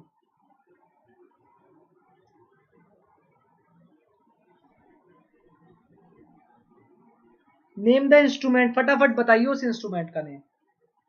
Seismograph, Aman ji seismograph बिल्कुल करेक्ट है, but most of the student आपके कोई रिएक्टर स्केल मार के आ जाएगा, कोई मर्कली स्केल। गाइस ये इंटेंसिटी मेजर करने के स्केल है, मतलब कितने इंटेंसिटी। आपका क्या होता था पहले, दो टाइप के स्केल होते हैं, एक होता है मर्करी स्केल, एक होता है आपका रिएक्टर स्केल। देखिए इसमें दोनों में डिफरेंस क्या है, मुझे ये बता दोगे ना तो मजा आ जाएगा। ये गाइस आपका जो रिएक्टर स्केल है ना ये मैग्नीट्यूड मेजर करता है, याद रखना अगर आ जाए ना कि मैग्नीट्यूड किससे मीजर होगा, मैग्नीट्यूड अर्थक्वेक का मीजर होगा रिएक्टर स्केल से, और इससे मीजर होती थी इंटेंसिटी। इंटेंसिटी मतलब कितना डिस्ट्रक्टिव है आपका, कितना डिस्ट्रक्टिव है। अब सर आपने बता दिया, ठीक है डिस्ट्रक्टिव और इंटेंसिटी मीजर हो गई। अब मुझे सर एक पॉइंट आप ये बता दीजिए कैसे मीजर होता था। देखिए आपका कैसे मर्करी स्केल होता था ना, मर्कली स्केल, इसमें रीडिंग इस तरह होती थी 1 2 3 4 5, ठीक है, इस तरह रीडिंग होती थी अप टू 12। तो अगर एक रिएक्टर का स्केल आया, एक रिएक्टर का स्केल में यूनिट आई, तो आपका अर्थक्वेक होगा वो एक एक रिएक्टर का हो, एक उसका हो गया मर्करी स्केल का। उसके बाद अगर 2 रीडिंग आई ना मर्करी स्केल की, मर्कली स्केल की, तो आपको एक जीरो ऐड करनी है। दैट मीन्स अगर वन मर्कली स्केल पे क्या हुआ, वन मर्कली स्केल पे अर्थक्वेक मेजर हुआ, तो अगर 2 पे होगा ना तो वो 1 से 10 टाइम्स स्ट्रॉन्गर होगा, 10 टाइम्स ज्यादा डिस्ट्रक्टिव होगा। अगर गाइस 3 मर्करी स्केल का आया ना तो 2 जीरो ऐड कर देना, वो आपका इससे 100 टाइम्स डिस्ट्रक्टिव होगा। और गाइस अगर 4 मर्करी स्केल का आया तो 3 जीरो ऐड कर देना, तो 1 से 1000 टाइम मोर डिस्ट्रक्टिव होगा आपका, मोर डिस्ट्रक्टिव होगा आपका अर्थक्वेक। इस तरह मर्कली स्केल में मेजर करते थे, पर ये ओल्ड मेथड हो गया। अब मर्कली स्केल हम यूज नहीं करते, अब हम रिएक्टर स्केल यूज करते हैं जिसमें रीडिंग 0 से 10 होती है, 1 से 10। बहुत बार क्वेश्चन पूछा गया है रिएक्टर स्केल में कितनी रीडिंग होती है, 1 से 10 होती है, 1 2 3। आपको पता होगा 7 रिएक्टर 8 रिएक्टर। और मर्कली स्केल का अगर वो पूछ ले इंटेंसिटी किस तरह मेजर होती है, इंटेंसिटी मेजर करता है डिस्ट्रक्टिवनेस।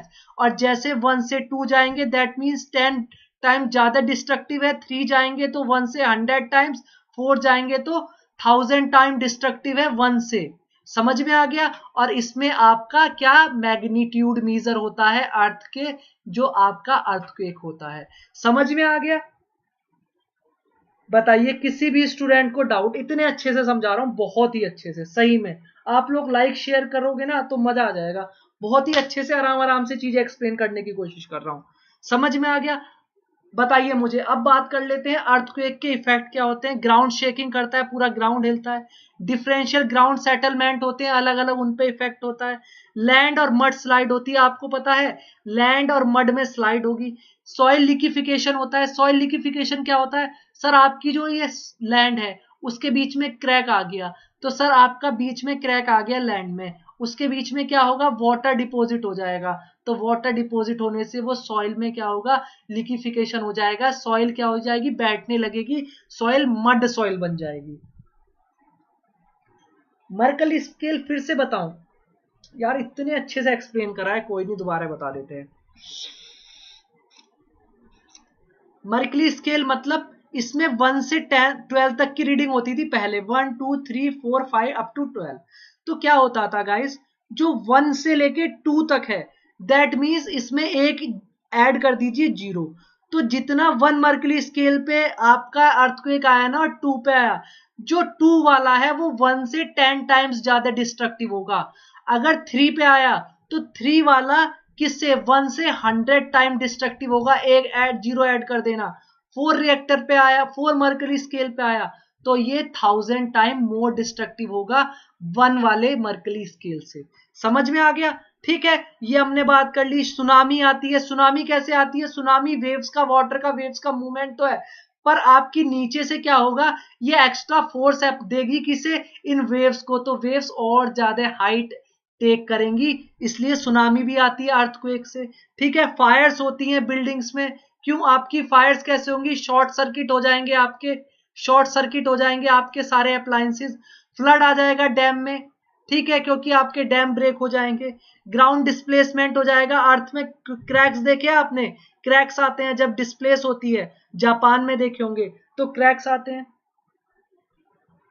ओके गाइस, क्लियर है ये वाला पॉइंट। हमने अर्थक्वेक पूरा कंप्लीटली पढ़ लिया। बताइए किसी भी स्टूडेंट को कोई डाउट हुआ हो अर्थक्वेक में, कोई भी एक भी डाउट हो, सर शैडो जोन समझ में नहीं आया, अर्थक्वेक कैसे अकर करता है वो समझ नहीं आया, बताइए कुछ भी समझ आया, सब कुछ आ गया, फटाफट बताइए, देन मूव करते हैं, हमें लेक्चर खत्म करना है विद इन 20 मिनट। बताइए क्लियर है।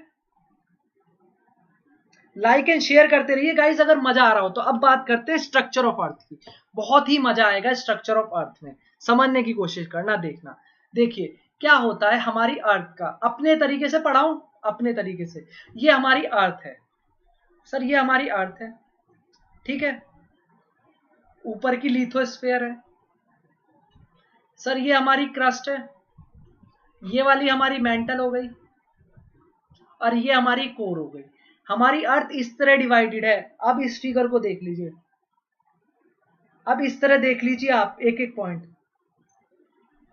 ठीक है, आप एक पॉइंट देख लीजिए कि आपको क्या करना है। पहला पॉइंट, अर्थ किस तरह, सबसे पहले सर मैं अपने तरीके से पढ़ाऊंगा, जैसे मैं पढ़ाता हूं बाद में करेंगे उसमें। सबसे पहले देखिए अर्थ 3 तरीके से डिवाइडेड है, अर्थ 3 तरीके से डिवाइडेड है। क्रस्ट, ऊपर वाली सबसे ऊपर क्रस्ट है, ये वाली, ये क्रस्ट है अर्थ की, ये इतना यहाँ पे मेंटल है, ये वाली अपर मेंटल है, ये वाली अपर मेंटल है, ये वाली लोअर मेंटल है। ये क्या है, ये आउटर कोर है, ये इनर कोर है। सर ये सॉलिड फॉर्म में है क्रस्ट, ये आपका सेमी लिक्विड फॉर्म में है, ठीक है सर। उसके बाद आपकी outer core sir liquid form में है और इनर कोर सॉलिड फॉर्म में है। सब कुछ समझाऊंगा ऐसा क्यों हो रहा है। हाँ वॉल्केनिक इसी क्लास में अभी स्टार्ट करने वाले हैं, बस वॉल्केनिक जल्दी से खत्म करेंगे, ठीक है, परेशान मत होइए, ठीक है। उसके इसी क्लास में होगा वॉल्केनिक भी, बहुत जल्दी खत्म करने वाले हैं, ठीक है। तो क्या हुआ गाइस, आपको मैंने बताया था जितनी डेंसिटी हाई होगी वो मेटल उतनी जल्दी नीचे सेटल डाउन हो जाएगा। तो हमारा क्या है कि जो क्रस्ट है ना, इसमें क्या है कि इसमें सीमा है, इसमें सीमा रहती है ऊपर, याद कर लेना सीमा, सीमा एक लड़की है, इस नाम से याद कर लेना। वो कहाँ पे रहेगी, अर्थ के ऊपर क्रस्ट पे रहेगी। मतलब सिलिकॉन और मैग्नीशियम आपका मिनरल्स और मेटल्स मिलते हैं कहाँ पे, अर्थ के क्रस्ट पे। इनकी डेंसिटी सबसे कम होती है, हल्के होते हैं, इसलिए ऊपर की तरफ रहते हैं ये। उसके बाद आता है नीचे की तरफ, आपकी जैसे क्रस्ट है ना गाइस, तो क्रस्ट ये हो गई आपकी अर्थ क्रस्ट। उसके बाद एक क्रस्ट आती है यहाँ पे, ये होती है ओशियनिक क्रस्ट। मतलब जो आपकी ओशियन है उनके नीचे भी तो जमीन होती है क्रस्ट, उसे कहते हैं ओशियनिक क्रस्ट। जो आपकी अर्थ क्रस्ट है वो आपकी किससे बनी है, सीमा से, सिलिकॉन और मैग्नीशियम से, और ये बनी है सियाल से।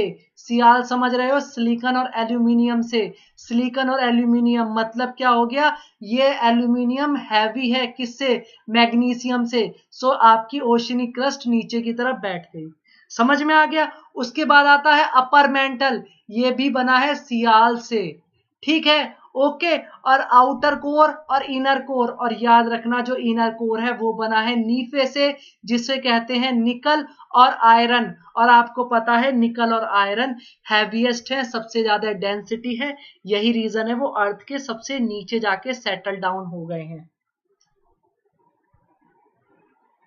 ठीक है। सॉरी सॉरी सॉरी, आप इसे वो, ये आप करेक्ट कर लेना बाय मिस्टेक, मेरे सीमा है ना, ये आपका कहाँ पे है, सीमा आपका ओशनिक क्रस्ट में होता है और मेंटल में होता है, सॉरी, मेंटल में और ओशनिक क्रस्ट दोनों में सीमा होता है। और सियाल होता है आपकी अर्थ की क्रस्ट में, अर्थ की क्रस्ट में सियाल होता है, सॉरी गाइस, ठीक है, ये मिस्टेक से वो हो गया। क्या हो रहा है कि सियाल आपका क्या हो रहा है, आपकी क्रस्ट में हो रहा है, और सीमा कहां पे हो रहा है, सीमा आपकी ओशनिक क्रस्ट में और आपकी मेंटल में हो रहा है, और निफे कहां पे, निकल और आयरन में, ठीक है, ओके। और ओशनिक में भी सीमा है और मेंटल में भी सीमा है। एक और चीज बताइए, दो टाइप की है, एक मैंने बताया आपको ओशनिक क्रस्ट और एक बताया मैंने आपको कॉन्टिनेंटल क्रस्ट। जो आपकी कॉन्टिनेंटल क्रस्ट है गाइस, जो आपकी कॉन्टिनेंटल क्रस्ट है वो बसाल्टिक होती है, बसाल्टिक इन नेचर, और ये होती है ग्रेनाइट रॉक की। कॉन्टिनेंटल क्रस्ट ग्रेनाइट होती है, ओशियनिक बसाल्ट की होती है, ठीक है। हाँ हाँ ठीक है, वो चीजों को मेरे प्रॉब्लम बाय मिस्टेक हो गया, इस पॉइंट को समझने की कोशिश करना, ठीक है। आपकी सियाल क्रस्ट हो गई, सीमा से आपकी ओशियनिक क्रस्ट हो गई, और आपका मेंटल भी सीमा का ही है, और आपकी जो कोर है वो निफे की है, आयरन और निकल की। और गाइस जो अर्थ की मैग्नेटिक प्रॉपर्टी है ना, अर्थ की मैग्नेटिक प्रॉपर्टी वो इसी के रीजन से शो होती है, किसके, इसी से, ठीक है। उसके बाद बात करते हैं, हमारा ये पॉइंट हो गया। उसके बाद जो आपको सबसे इंपॉर्टेंट चीज समझनी है वो ये है गाइस, देखिए मैंने बताया था आपको डिसकंटिन्यूटी, मतलब आपकी जो लेयर होती है वो रिफ्रैक्ट कर जाती है, वेव्स होती हैं, वो क्या होती है, डेंसिटी डिफरेंट डिफरेंट है, तो ये डिसकंटिन्यू हो रही है आपकी वेव्स, डिसकंटिन्यू। और ये डिसकंटिन्यू ये जा रही थी, उसके बाद यहां से नीचे नहीं जा पाई ना, डिसकंटिन्यू होकर इधर ट्रेवल कर गई, तो हमने इनका नाम रखा डिसकंटिन्यूटी। तो कुछ डिसकंटिन्यूटी है जो आपकी क्रस्ट और मेंटल के बीच में डिसकंटिन्यूटी होती है, उसे कहते हैं मोहविक डिसकंटिन्यूटी। मोहविक डिसकंटिन्यूटी किसके बीच में होती है, क्रस्ट के बीच में और मेंटल के बीच में, ठीक है, उसके बाद क्या आता है, उसके बाद आता है आपका गुटनबर्ग डिस्कंटिन्यूटी, जो आपकी कोर और मेंटल के बीच में होती है, इसे कहते हैं गुटनबर्ग डिस्कंटिन्यूटी। ये गुटनबर्ग हो गया और यहाँ पे हो गया मोहविग, ये साइंटिस्ट के नेम है जिन्होंने डिस्कवर की थी, जिन्होंने बताई थी। ठीक है, मोहविग और डिस्कंटिन्यूटी और आपकी गुटनबर्ग डिस्कंटिन्यूटी।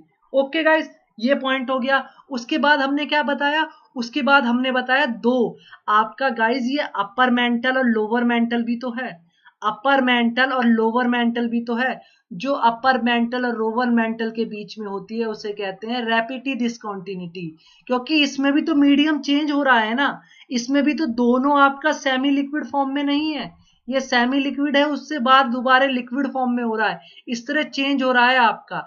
तो क्या है, इसमें भी डिस्कंटिन्यूटी है, उसे कहते हैं रैपिड डिस्कंटिन्यूटी। उसके बाद आती है लेहमैन डिस्कंटिन्यूटी। लेहमैन डिस्कंटिन्यूटी आती है आउटर कोर के बीच में और इनर कोर के बीच में, क्योंकि ये लिक्विड है और ये सॉलिड है, इसलिए ये भी डिस्कंटिन्यू कर जाएंगे और इसके बीच में होगी लेहमैन डिस्कंटिन्यूटी। फटाफट मुझे कमेंट में बता दीजिए सारी डिस्कंटिन्यूटी क्या क्या होती है, फटाफट बता दीजिए कि आपका किसके बीच में, क्रस्ट और मेंटल के बीच में कौन सी डिस्कंटिन्यूटी, मेंटल और कोर के बीच में कौन सी डिस्कंटिन्यूटी, ये बता दीजिए मुझे फटाफट। उसके बाद मुझे तीसरा बता दीजिए अपर मेंटल लोअर मेंटल के बीच में कितनी डिस्कंटिन्यूटी।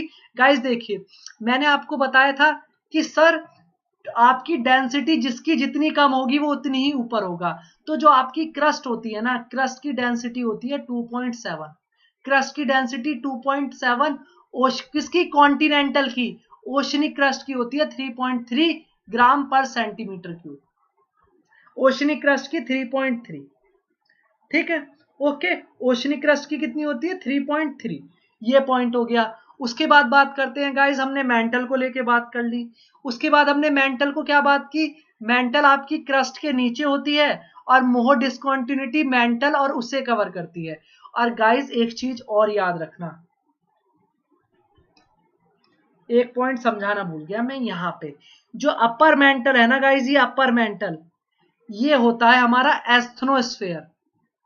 क्या होता है, एस्थनोस्फेयर। और ये किस फॉर्म में है, ये सेमी लिक्विड फॉर्म में है। आपको पता है, मैंने बताया था हमारी अर्थ का सरफेस आज भी मूव कर रहा है, इसलिए माउंटेन की हाइट इंक्रीज हो रही है, ये आज भी धीरे धीरे एक दूसरे की तरफ अट्रैक्ट कर रहे हैं। क्यों, क्योंकि नीचे एस्थनोस्फेयर है सेमी लिक्विड, जिसके ऊपर हमारा क्या, अर्थ की प्लेट मूव कर रही है धीरे धीरे। ठीक है, सेमी लिक्विड फॉर्म में है एस्थनोस्फेयर, उसके ऊपर क्या है, लिक्विड प्लेट्स मूव कर रही हैं। और एस्थनोस्फेयर किसका पार्ट है, अपर मेंटल का, अपर मेंटल का ये एस्थनोस्फेयर प्लस जो क्रस्ट है, इसे कंप्लीट को मिला के कहते हैं गाइस हम लिथोस्फेयर। यूपीएससी में क्वेश्चन आ जाए लिथोस्फेयर किसे मिला के बनता है, क्रस्ट को, अपर मेंटल को, या लिथोस्फेयर किसे, एस्थनोस्फेयर को, ये तीनों में से जो भी दो चीज आ जाए वो लिख देना। ठीक है, समझ में आ गया अपर मेंटल की फॉर्मेशन कैसे हुई, एस्थनोस्फेयर अपर मेंटल का पार्ट है और लिथोस्फेयर क्रस्ट और एस्थनोस्फेयर को मिला के बनता है। ठीक है, अपर मोस्ट पार्ट क्या है मेंटल का, क्रस्ट का, और uppermost part of the mantle is known as lithosphere. Thickness कितनी है, 100 से 200 किलोमीटर तक। ओके, ठीक है, और लोअर मेंटल कहां तक, एस्थनोस्फेयर के नीचे आपका सॉलिड स्टेट में क्या है, लोअर मेंटल है, ये सेमी लिक्विड फॉर्म में है। अपर मेंटल एस्थनोस्फेयर ये क्या है, सॉलिड फॉर्म में है, मीडियम चेंज हो गया, डिस्कंटिन्यूटी आ गई, कौन सी, रैपिड डिस्कंटिन्यूटी आ गई हमारे पास। कोर क्या है, 2900 किलोमीटर की बाउंड्री है, नीचे की तरफ है। सो इनर कोर क्या है, इनर कोर सॉलिड फॉर्म में है, आउटर कोर लिक्विड फॉर्म में है। सर लिक्विड से सॉलिड में आएगी तो डिस्कंटिन्यूटी होगी, कौन सी, लेमैन डिस्कंटिन्यूटी।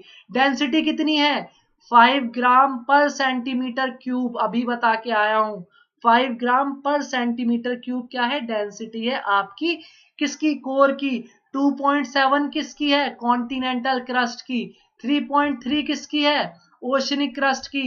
मेंटल की डेंसिटी कमेंट में आप लोग बताओगे, उसके बाद एवरेज डेंसिटी भी अर्थ की आप लोग बताओगे। ठीक है, और लेयर को क्या कहते हैं, निफे कहते हैं। ओके, क्लियर है गाइस, ये बात हो गई हमारी। अब बात करते हैं वॉल्केनोज क्या होते हैं, वॉल्केनोज कैसे बनते हैं, कौन कौन से फॉर्म के वॉल्केनोज होते हैं। 100, देखिए जो थिकनेस के बारे में बात करें ना, यहां से 200 इतना ये मेंटल होता है, उसके नीचे क्या होता है आपका 6000 तक कोर होता है, 6000 समथिंग तक कोर होता है। समझ गए? ये आपको मैंने प्रीवियस लेक्चर देख लेना, मैंने इंटीरियर ऑफ अर्थ का एक लेक्चर और पढ़ा है एनसीईआरटी में, उसमें क्लियर हो जाएगा आपको एक एक पॉइंट। ओके गाइस, ठीक है, चीजें समझ आ रही है ना अभी तक? अब हम बात करते हैं वॉल्केनोस कैसे बनते हैं, कितने कितने फॉर्म टाइप्स के होते हैं, समझ रहे हो? देखिए अब हम किस पे आ जाएंगे, वॉल्केनोस पे।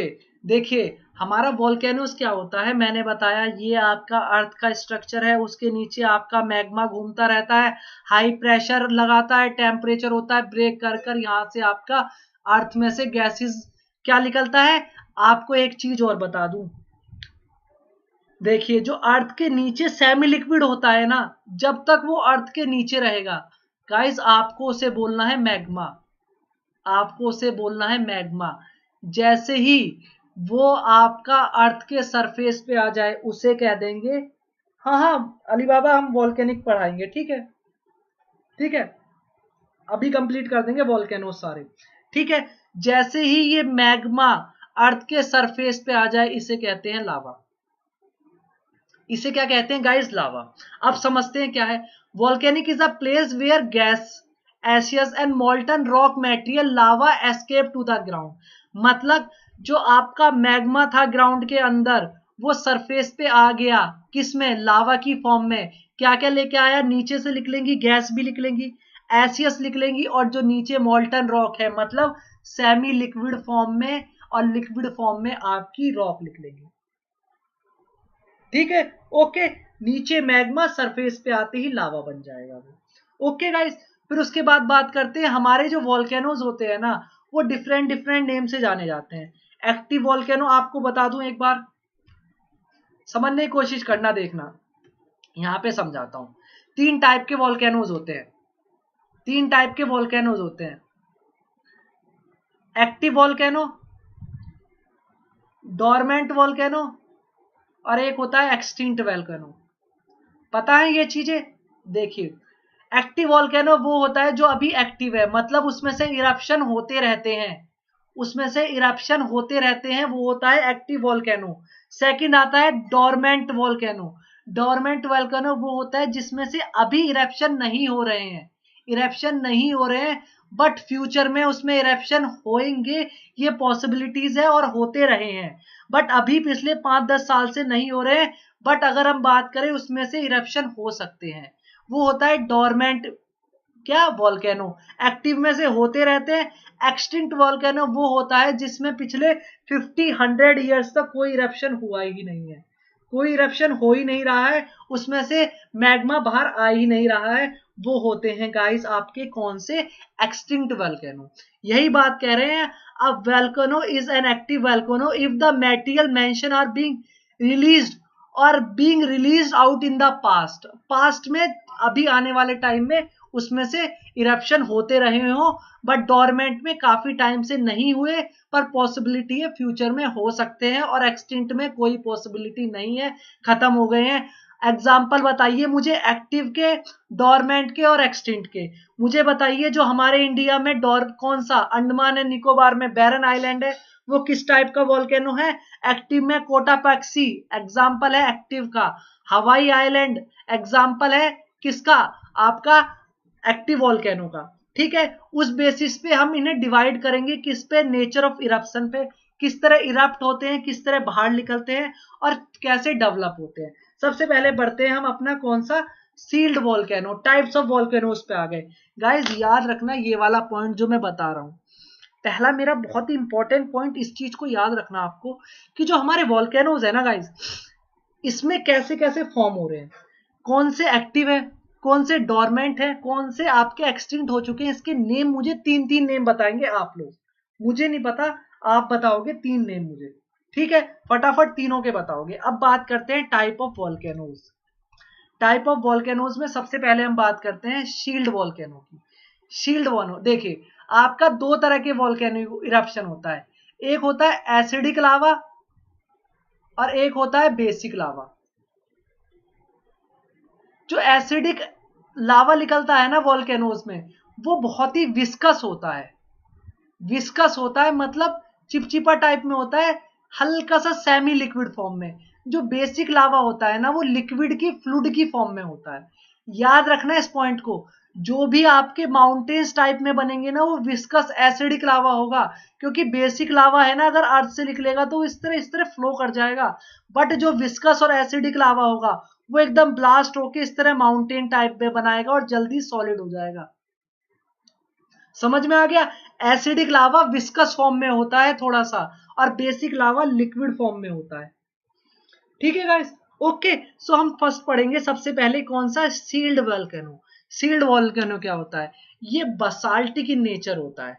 बसाल्टिक इन नेचर मतलब बसाल्ट फ्लो का होता है, ठीक है। और ये लार्जेस्ट ऑफ ऑल वोल्केनोज होता है। मतलब क्या गाइस, जो हमारी अर्थ है ना, जो हमारी अर्थ है उस पे है ना, जो सबसे ज्यादा अर्थ का फॉर्मेशन हुआ है जो वोल्केनोज हैं, वो आपके सील्ड वोल्केनोज हैं। ये पॉइंट और याद रखना। अर्थ पे सबसे ज्यादा कौन सा है? आपका सील्ड वोल्केनो है। ठीक है, ये पॉइंट आ गया। ठीक है, ओके। एक्सटिंक्ट वोल्केनो फॉर्म्ड नहीं होते। एक्सटिंक्ट वोल्केनो का मतलब होता है आपका भावना जी कि आपके वो वोल्केनो जो पहले इरप्ट होते थे, पहले उनमें क्या होता था, पहले उनमें इरप्शन होता था, उनमें मैग्मा बाहर निकलता था, पर अब मैग्मा उसमें से बाहर निकलना बंद हो गया है। ठीक है, वो होते हैं आपके एक्सटिंक्ट वोल्केनो, बहुत ही लॉन्ग टाइम तक। डोरमेंट में पहले निकलता था, अब नहीं निकलता। ओके, तो हम सबसे पहले बात करें सील्ड वोल्केनो की। सील्ड वोल्केनो लार्जेस्ट होते हैं, और जो हवाई वोल्केनो है वो सबसे ज्यादा फेमस है। हवाई वोल्केनो सील्ड वोल्केनो का फेमस एग्जांपल है। कैसे गाइस? देखिए, इसमें जो आपका मैंने बताया बेसिक लावा निकलता है। कैसे निकलता है? अर्थ में से लावा निकलता है ना, वो इस तरह निकलता रहता है, फ्लो होता रहता है लिक्विड की फॉर्म में। तो वो क्या करता है, वो शील्ड बनाता रहता है। वो डोम लाइक स्ट्रक्चर नहीं बनाता, वो शील्ड बना रहा है, इस तरह फ्लो के शील्ड बना रहा है, एक स्ट्रेटा टाइप स्ट्रक्चर बना रहा है। उसे कहते हैं सील्ड वोल्केनो। और इंडिया का जो डेक्कन प्लेटू वाला रीजन है वो वोल्केनिक ओरिजिन है, वो आपका सील्ड वोल्केनो का एग्जांपल है। सील्ड वोल्केनो का यही हम बात कह रहे हैं। These are mostly made up of basalt. ये क्या है, इसका वेरी फ्लूड मतलब बहुत ही लिक्विड और फ्लूड टाइप का इसका लावा होता है। और ये एक्सप्लोसिव क्या होता है, कम होता है। ये लेस एक्सप्लोसिव होता है। तब होता है एक्सप्लोसिव जब ये वाटर के साथ मिल जाए। कहीं आपने देखा होगा वाटर के साथ मिलेगा तब एक्सप्लोसिव होगा, अदरवाइज लेस एक्सप्लोसिव होता है। और इस तरह ये लेयर की फॉर्म में आराम आराम से बाहर निकल के एक स्ट्रेटिफाइड में सील्ड टाइप बनाता रहता है। आराम से लेयर निकलती रहेंगी, फ्लो होती रहेंगी, ना कि इस तरह डॉम की शेप में बनाएगा। समझ गए? ना कि इस तरह डॉम की शेप में बनाएगा। क्लियर है? आपका सील्ड वोल्केनो कैसे फॉर्म्ड होता है। ठीक है, उसके बाद बात करते हैं हमारा कंपोजिट वोल्केनो। ठीक है, इसमें क्या होता है, इसका जो लावा होता है वो विस्कस फॉर्म का होता है। और विस्कस सॉरी, एक चीज याद रखना, मैंने एक पॉइंट आपको मिस वो कर दिया। यहाँ पे एक चीज करेक्ट करना, जो मैंने बताया था ना सील्ड वोल्केनो, इसका सील्ड वोल्केनो का सिर्फ एग्जांपल आपका गाइस क्या है, सील्ड वोल्केनो का एग्जांपल है हवाई आइलैंड। हवाई आइलैंड जो डेक्कन प्लेटू है ना, उसका एग्जांपल आगे जाके बताऊंगा, वो होता है कंपोजिट वाला। आपको बताऊंगा अभी कैसे। ठीक है, कंपोजिट वाला आपका किसका एग्जांपल है, कंपोजिट वोल्केनो, डेक्कन प्लेटू का। ओके, उसके बाद समझने की कोशिश कीजिए। दीज वोल्केनो आर विस्कस, ये विस्कस फॉर्म के होते हैं और इस तरह प्लेटू टाइप में बना लेते हैं। प्लेटू टाइप में क्योंकि विस्कस है, इस तरह लेयर निकल नहीं रही है इसमें, इसमें थोड़ा सा ब्लास्ट हुए, एक्सप्लोसिव हुए, और इस टाइप का डोम लाइक में प्लेटू लाइक स्ट्रक्चर बना लिया। और कौन सा, जो इंडिया का डेक्कन ट्रैप है, महाराष्ट्र प्लेटू है, वो जो बसाल्ट का बना हुआ है, वो किसका एग्जाम्पल है, कंपोजिट वोल्केनो का। किसका, कंपोजिट वोल्केनो का एग्जाम्पल है। समझ में आ गया? समझ में आ गया ना, किसका एग्जाम्पल है, कंपोजिट वोल्केनो का एग्जाम्पल है। उसके बाद बात करते हैं मिड ओशियनिक रिज। आपके जो ओशन होते हैं ना, उसके बीच में भी क्या होता है गाइस, रिज होती है ना, उसमें कन्वेक्शन करंट मूव करता है। ये देखिए, ये जो अंदर लिक्विड है ना, वो कन्वेक्शन करंट इस तरह रोटेट करता रहेगा। फिर उसके बाद इनसाइड द अर्थ किसमें, मिड ओशियनिक रिज की फॉर्म में निकलेगा। किसकी फॉर्म में निकलेगा, मिड ओशनिक रिज की फॉर्म में लिख लेगा। किसकी फॉर्म में लिख लेगा? मिड ओशनिक रिज में। कहां से? मिड ओशनिक रिज के अंदर 70,000 किलोमीटर लंबे अंदर तक आपका मिड ओशनिक रिज बनी हुई है। आपको पता है अर्थ के अंदर इस तरह रिज बनी होती है। अर्थ का जो अगर आप किसका ओशनिक क्रस्ट है, हमारी ओशनिक क्रस्ट का अगर आप लेयर के बारे में पता करेंगे तो वो प्लेन नहीं है, उसके अंदर भी माउंटेन्स हैं, उसके अंदर भी नीचे ट्रेंचेस है, उसके ऊपर अंदर भी प्लेटू है, अंदर से प्लेन नहीं है हमारे अर्थ किसका ओशियन का। तो वो क्या हो रहा है? ओशनिक रिज बन रही है, वो भी एक तरह का वॉल्केनिक है। समझ में आ गया? ठीक है, ये वाला पॉइंट समझ में आ गया। अब होते हैं दो टाइप के इंट्रूसिव वॉल्केनोज। इंट्रूसिव मतलब जो अर्थ के अंदर बनते हैं, अंदर की तरफ। एक्सट्रूसिव होते हैं और इंट्रूसिव। इंट्रूसिव मतलब जो अर्थ के अंदर ही जो आपका मैग्मा है वो सेटल डाउन हो जाता है। कहाँ सेटल डाउन हो जाता है? अर्थ के कहा? जो अर्थ के अंदर ही सेटल डाउन हो जाता है गाइस, वो होता है आपका इंट्रूसिव। ठीक है। Lava, the lava is release during the volcanic eruption on the cooling into igneous rock. ठीक है। बट क्या होता है कि इसमें है ना जो लावा है वो आपका क्रस्ट के अंदर ही कूल डाउन हो जाए। ठीक है। Lava that cools within the crystal portion. ठीक है। डिफरेंट फॉर्म में उसे कहते हैं इंट्रूसिव, जो अर्थ के अंदर ही इंट्रूसिव, अर्थ के अंदर ही। एग्जांपल बताऊंगा, बाल्कोलिथिक, पैकोलिथिक, ये सब चीजें बहुत इंपॉर्टेंट है, यूपीएससी पूछता है इमेजेस की फॉर्म में भी। ठीक है। उसके बाद बात करते हैं कैल्ड्रा। जो कैल्ड्रा है आपका वो क्या होता है? देखिए आपका क्या हुआ, समझने की कोशिश करना। दो टाइप के वॉल्केनोज होते हैं। ये मेरा एक वॉल्केनिक इरप्शन हुआ, ये मेरा वेंट है जिसमें से मेरा क्या है आपका लावा या मैग्मा आ रहा है, आपका बाहर आके लावा। तो ये वेंट है ना गाइस, तो क्या होता है सडनली इतना विस्कस होता है आपका जो ये मैग्मा कि आपका एकदम ब्लास्ट होता है बहुत तेज से। तो जब ब्लास्ट होता है ना ऊपर से, तो क्या होता है कि ऊपर ये ना इसका जो कोन होता है वो काफी बड़ा हो जाता है, काफी बड़ा हो जाता है। ये क्या आपका कोन, इसे कहते हैं हम कार्टर टाइप वॉल्केनो।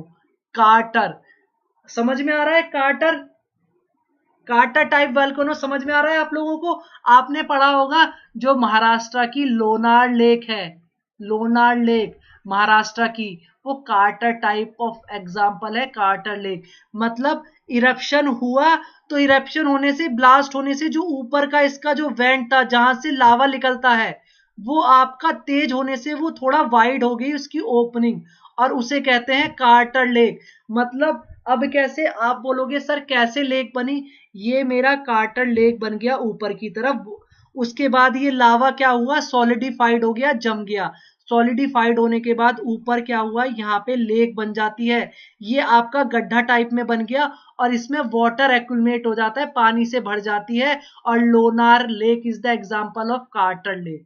ठीक है। उसके बाद बताता हूं मैं कैलिड्रा क्या होता है। कैलिड्रा क्या होता है गाइस? सेम होता है कार्टर के, कार्टर के सेम होता है। ये वाला हो गया आपका कार्टर, आपका माउथ की ओपनिंग बड़ी हो गई।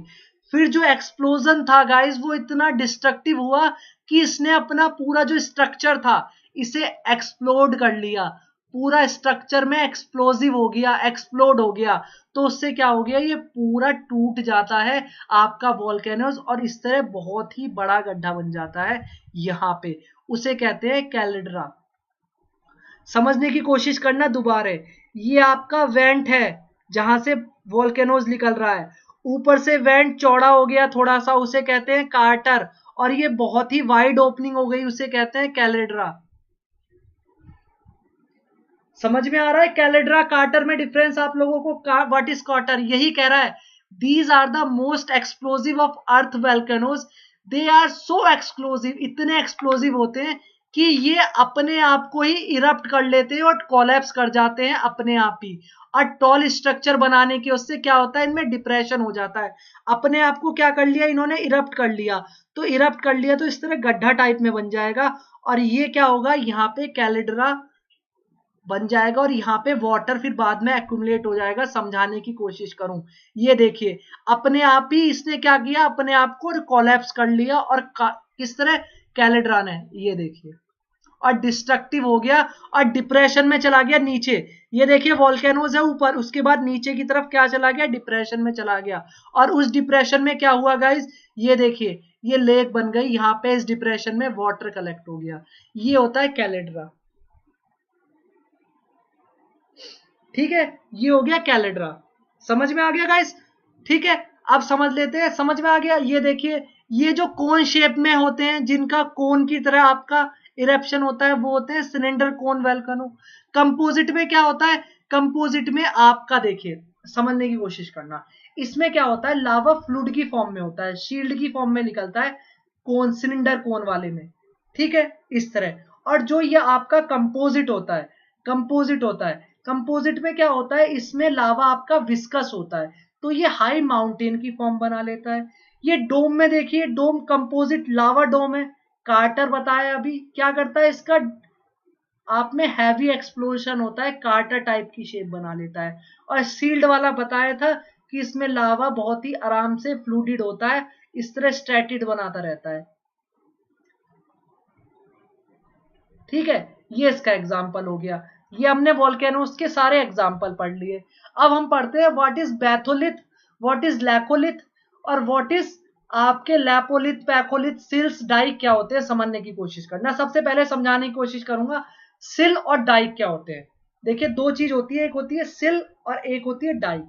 देखिए जब भी आपका वोल्केनो किसमें, जमीन में से नीचे, ये सारे कहा है इंट्रूसिव टाइप है, याद रखना ये सारे इंट्रूसिव टाइप है, मतलब जो ग्राउंड के, अर्थ की क्रस्ट के नीचे आपके सेटल डाउन हो रहे हैं।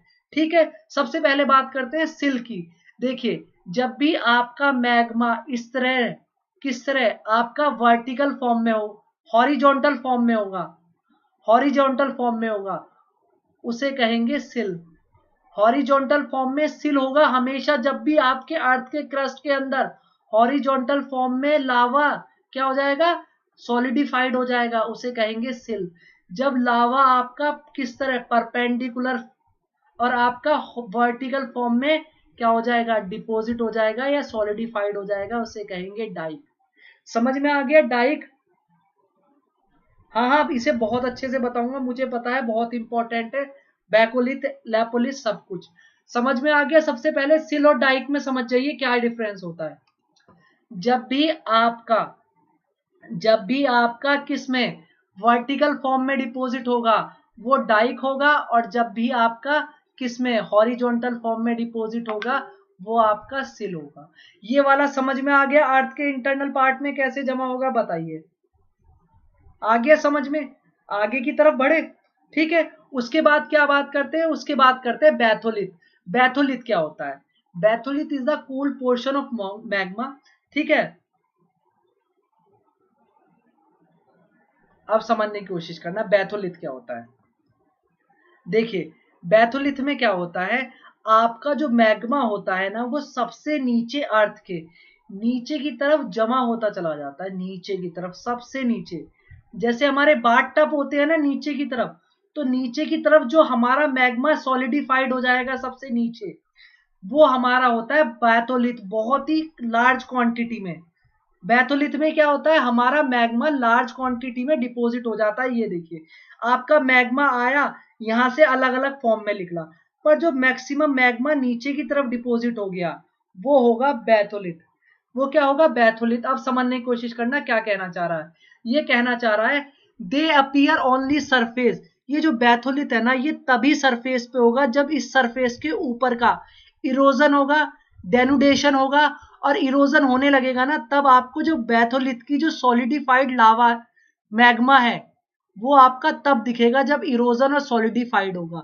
तो बैथोलिथ क्या होगा, सबसे नीचे लार्ज अमाउंट में आपका डिपॉजिट हो जाता है बैथोलिथ। ये क्या कह रहा है, batholith are the cooled portion of the magma chamber, मतलब जो मैग्मा का चैम्बर है सबसे नीचे, उसको जो नीचे कूल डाउन हो जाता है वो बैथोलिथ होता है। क्लियर है? Okay, they appear only after the surface denudational process remove the overlying material. ये सरफेस पे तभी दिखेगा बैथोलिथ गाइस, तब ये ऊपर का डेनुडेशन और रिमूव हो जाएगा ऊपर का पार्ट। ये बैथोलिथ होता है, नीचे ही मैग्मा सेटल डाउन हो जाता है। ये क्या करता है, इट कवर्स लार्ज एरिया और ग्रेटर डेप्थ। ठीक है, ये काफी लार्ज एरिया कवर कर लेता है, काफी बड़े एरिया में आपका मैग्मा डिपॉजिट हो जाता है बैथोलिथ में। क्लियर है? ये बता दीजिए बैथोलिथ क्लियर हो गया क्या? गाइस मैं कल आपको है ना अपनी टेलीग्राम आईडी दे दूंगा, कोई परेशान मत होइए, कल टेलीग्राम आईडी बता देंगे आप लोगों को। ठीक है, ओके गाइस,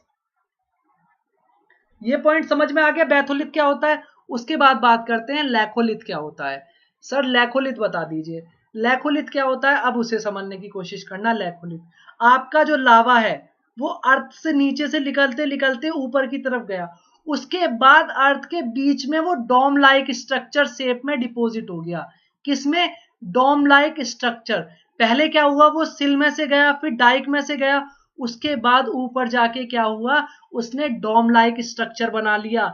कैसा स्ट्रक्चर बना लिया? सर डोम लाइक स्ट्रक्चर बना लिया, एक जैसे डोम होती है ऊपर से डोम लाइक स्ट्रक्चर बना लिया। किसने? लावा ने, ऊपर की तरफ। वो होता है क्या? आपका लैकोलिथ। पाइप में से गया, पाइप में से जाने के बाद बीच में ही सेटल डाउन हो गया और डोम लाइक स्ट्रक्चर बना लिया, वो होता है लैकोलिथ। ठीक है, लैकोलिथ समझ में आ गया। अब वही बात कह रहा है, these are the large dome shaped intrusive bodies. Intrusive मतलब internal of the bodies, with level base and connected with pipe.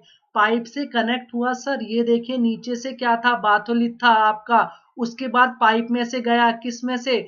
Dyke में से गया, उसके बाद सिल में से गया, फिर डाइक में से गया, फिर डाइक में से जाने के बाद इसने डोम लाइक स्ट्रक्चर बना लिया, उसे कहते हैं आपका laccolith. It resembles the surface volcanic domes of composite only locate deeper depth. जैसे हमारा कंपोजिट वॉल्केनोज बनता है ना गाइस, पीछे पढ़ा के आया कंपोजिट वॉल्केनो, ये देखिए जैसे कंपोजिट वॉल्केनो बन जाता है ना डोम लाइक, इसी तरह से ये भी कंपोजिट शेप में बन जाता है, पर कहां पे? डीपर और इंटरनल ऑफ द अर्थ। ठीक है, इंटरनल ऑफ द अर्थ में बन जाता है, अंदर की तरफ। ओके, उसके बाद बात करते हैं लैपोलिथ क्या होता है। सर लैपोलिथ देखिए, उसके बाद लैपोलिथ क्या चीज होती है, और लैपोलिथ के बाद हम आपको बताएंगे कि आपका पैकोलिथ क्या होता है। When the lava moves upward, a portion of the same may tends to move horizontal direction if find a weak plane and it is rafted. देखिए अब समझना क्या होता है आपका लैपोलिथ। ये आपका क्या हुआ, ये आपका लैपोलिथ समझाने की कोशिश करता हूं। देखिए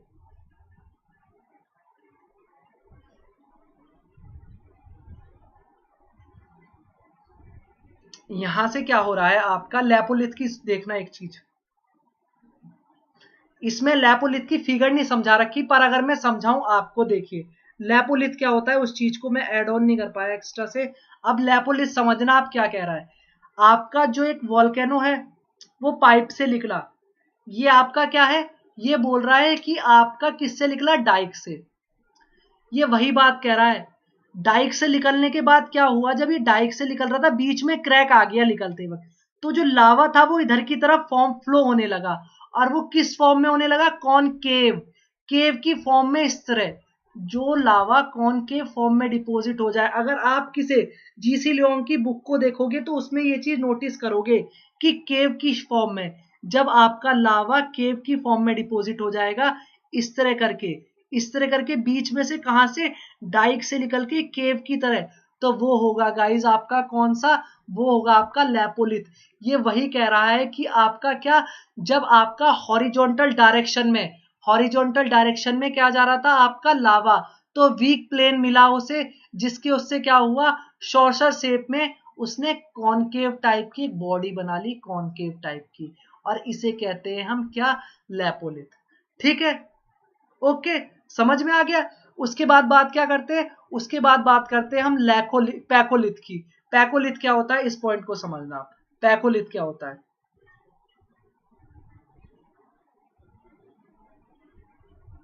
पैकोलिथ समझना आप, एक मिनट। आपका क्या हुआ कि जो पैकोलिथ में क्या होता है, पैकोलिथ में क्या होता है कि आपका जैसे ये अप गया, उसके बाद डाउन आया, तो डाउन में जब आता है, तो डाउन में आता है तो सिल्क लाइन बनता है ना, सिल्क लाइन, तो नीचे की तरफ भी क्या हो रहा है, सिल्क लाइन में आपका नीचे की तरफ, सिल्क लाइन में आपका डिपॉजिट हो रहा है मैग्मा, सिल्क लाइन में। किसमें, नीचे की तरफ। क्या कहना चाह रहा है, दो तरह की फॉर्म बनती है, एक होता है एंटीक्लाइन और एक होता है सिल्कलाइन। ये ऊपर वाला होता है एंटीक्लाइन और नीचे वाला होता है सिंक्लाइन। तो जब सिंक्लाइन होता है ना, तो नीचे वाला जो लेयर होता है यहाँ पे क्या होता है, आपका लावा डिपॉजिट हो जाता है। ये वही कह रहा है। अब वेवी मास इंट्रूसिव रॉक, मतलब एक रॉक है वेवी फॉर्म में, तो ये हो गया उसका एंटी सिंक्लाइन और ये हो गया इसका सिंक्लाइन। ठीक है, तो जो सिंक्लाइन वाला पार्ट होता है उसमें क्या हो जाता है गाइस, सिंक्लाइन वाले पार्ट में आपका डिपॉजिट हो जाता है लावा। ये वही कह रहा है, बेस ऑफ सिंक्लाइन, जो बेस है हमारे सिंक्लाइन का, उसमें क्या हो रहा है कि आपका लावा डिपॉजिट हो रहा है, उसे कहते हैं पैकोलिथ। पैकोलिथ समझ में आ गया। पैकोलिथ में क्या हो रहा है, वेवी लाइक जो रॉक होती है उसमें जो नीचे वाला पार्ट है सिंक्लाइन वाला, उसमें लावा डिपॉजिट हो गया आपका, किसमें, पैकोलिथ में। समझ में आया ये वाला। ये बताइए मुझे, किसी भी स्टूडेंट को एक भी पॉइंट में डाउट हो रहा हो तो ये वाला पॉइंट समझ आ गया। उसके बाद बात करते हैं हमारा सिल, जो सिल है सबसे एंड वाला। सिल का मैंने क्या बताया था आपको, क्या है, ये हॉरिजॉन्टल डिपॉजिट है सीड्स की। हॉरिजॉन्टल डिपॉजिट है सीड्स की, सर बताया तो है, ये हॉरिजॉन्टल डिपॉजिट है सीड्स की। सिल होता है वर्टिकल डिपॉजिट, कहते हैं डाइक। लैकोलिथ क्या करता है, डोम लाइक स्ट्रक्चर बना लेता है। बैकोलिथ में नीचे की तरफ डिपॉजिट हो जाता है। इसके बाद मैंने क्या बताया, पैकोलिथ में आपका सिंक्लाइन में डिपॉजिट हो जाता है, और सिल मैंने क्लियर कर ही दिया। ठीक है, ओके। उसके बाद आता है डाइक्स। देखिए सिंपल सी बात है, गीतिका जी एक चीज समझने की कोशिश करना। मैंने क्या बताया, सबसे पहले बैथोलिथ। बैथोलिथ में नीचे की तरफ जमा हो गया, बैथोलिथ में नीचे की तरफ जमा हो गया सारा, कंप्लीटली सारा मैग्मा सबसे नीचे की तरफ काफी बड़े एरिया में जमा हो गया, वो सेटल डाउन हो गया, कूल डाउन हो गया। फिर उसके बाद डाइक्स में से होता हुआ डोम लाइक स्ट्रक्चर जिसने बनाया वो लैकोलिथ हो गया। ठीक है, वो लैकोलिथ हो गया। उसके बाद क्या हुआ कि जो शॉसर शेप में, वीक स्ट्रक्चर में कॉनकेव की शेप में निकला, वो क्या हुआ आपका, वो हुआ आपका जो शॉसर शेप में लैपोलिथ। उसके बाद मैंने क्या बताया, पैकोलिथ। पैकोलिथ क्या होता है, ये आपका अंदर एंटी सिंक्लाइन, आपका ये एंटीक्लाइन है और ये सिंक्लाइन है। तो जो सिंक्लाइन वाला पार्ट है नीचे वाला, यहाँ पे लावा डिपॉजिट हो जाए, उसे क्या कहते हैं, उसे कहते हैं पैकोलिथ। और सिल और डाइक को समझाऊं दोबारा, सिल और डाइक क्या होते हैं। सिल और डाइक में आपका क्या चीज होती है, जब ये हॉरिजॉन्टल डिपॉजिट हो जाए सिल है, और जब ये वर्टिकुलर डिपॉजिट हो जाए लावा, उसे डाइक कहते हैं। ये देख लीजिए सर, ये आपका वर्टिकुलर डिपॉजिट हो गया डाइक है, और ये हॉरिजॉन्टल डिपॉजिट हो गया, ये आपका सिल है, और ये मैग्मा का चैम्बर है। समझ में आ गया, ये रहा। When the lava makes it's way through the cracks, cracks में से निकलता फिशर फॉर्म में, क्या आपका सॉलिडिफाइड हो जाए perpendicular to the ground, ground के परपेंडिकुलर हो जाए, मतलब ये परपेंडिकुलर, तो क्या होगा डाइक, हॉरिजॉन्टल हो जाए तो सिल होगा। ठीक है, और वॉल लाइक स्ट्रक्चर बना ले, किस टाइप का, दीवार की तरह वॉल लाइक स्ट्रक्चर बना ले, जिसे हम कहते हैं dyke. These are mostly common found in western Maharashtra, Maharashtra में मिलेगा। ये सब कूल हो रहे हैं अंदर की तरफ अली बाबा जी, ठीक है, ये अंदर की तरफ कूल हो रहे हैं। बताइए किसी भी स्टूडेंट को कोई भी डाउट हो अभी तक किसी भी पॉइंट में, अगर सबको अच्छे से समझ आ गया हो, लाइक एंड शेयर कर दीजिए, क्योंकि थोड़ा सा टफ चैप्टर है, थोड़ा सा चीजें बच्चों को डाउट क्लियर नहीं होते। किस किस को अच्छे से डाउट क्लियर हो गए, फटाफट मुझे कमेंट में बता दीजिए सर क्लियर है। जल्दी अपने रिव्यूज दे दीजिए आज के लेक्चर के, क्या क्या चीज समझ नहीं आई, क्या क्या चीज आ गई, फटाफट रिव्यू दिए कमेंट में। ठीक है, ओके गाइज। सो गाइज इसलिए फिर अगेन बोलूंगा कि आपको दोबारा, आपको अनअकैडमी सब्सक्रिप्शन के लिए रिक्वायरमेंट है तो you can use the code AM10, सब कुछ मिल जाएगा आपको, सारे लेक्चर्स मिलेंगे, सब कुछ PDF एवरीथिंग मिलेगा, जिसे आप डाउनलोड कर सकते हैं, और आपको 10% का डिस्काउंट मिल जाएगा when you use the code AM10। मेरी प्रॉपर गाइडेंस, सब टीचर की live interaction, face to face सब कुछ होगा आपके लिए। ठीक है, ओके, कोई भी कभी कोई भी प्रॉब्लम नहीं होगी। ठीक है गाइस, सो क्लियर है, ऑल क्लियर हर एक पॉइंट में। बताइए कोई डाउट हो तो किसी भी तरह का। गाइस कल का लेक्चर बहुत इंपॉर्टेंट होने वाला है। कल हम कवर करेंगे क्या चीज, कल हम कवर करेंगे आपके ओशियन, जितने भी ओशियन है उनके अंदर जो ओशियनिक करंट होते हैं वो कवर करेंगे। ओशियनिक करंट कैसे होते हैं, कॉन्टिनेंटल कन्वेक्शन थ्योरी क्या होती है, ओशियनिक फ्लोर के बारे में पढ़ेंगे, रिंग ऑफ फायर क्या होती है उसे पढ़ेंगे, प्लेट टेक्टोनिक थ्योरीज के बारे में पढ़ेंगे, कन्वर्जेंट और डाइवर्जेंट बाउंड्री होती है उसे अच्छे से पढ़ेंगे, और ये चीज हम बहुत ही अच्छे से कवर करने वाले हैं, ठीक है। ओके गाइस, समझ में आ रहा है। कल हम ओशनिक और कॉन्टिनेंट का डिस्ट्रीब्यूशन पढ़ेंगे, बहुत ही इंपॉर्टेंट लेक्चर है, ठीक है गाइस। सो एक बार लाइक एंड शेयर कर दीजिए, कल मिलते हैं इसी टाइम पे। कल मैं आपको टेलीग्राम आईडी दे दूंगा, परेशान मत होइए, ठीक है। कल मैंने आपको बता दिया क्या क्या चीज कवर करेंगे, ओके ठीक है। Bye, good night, take care, मिलते हैं कल।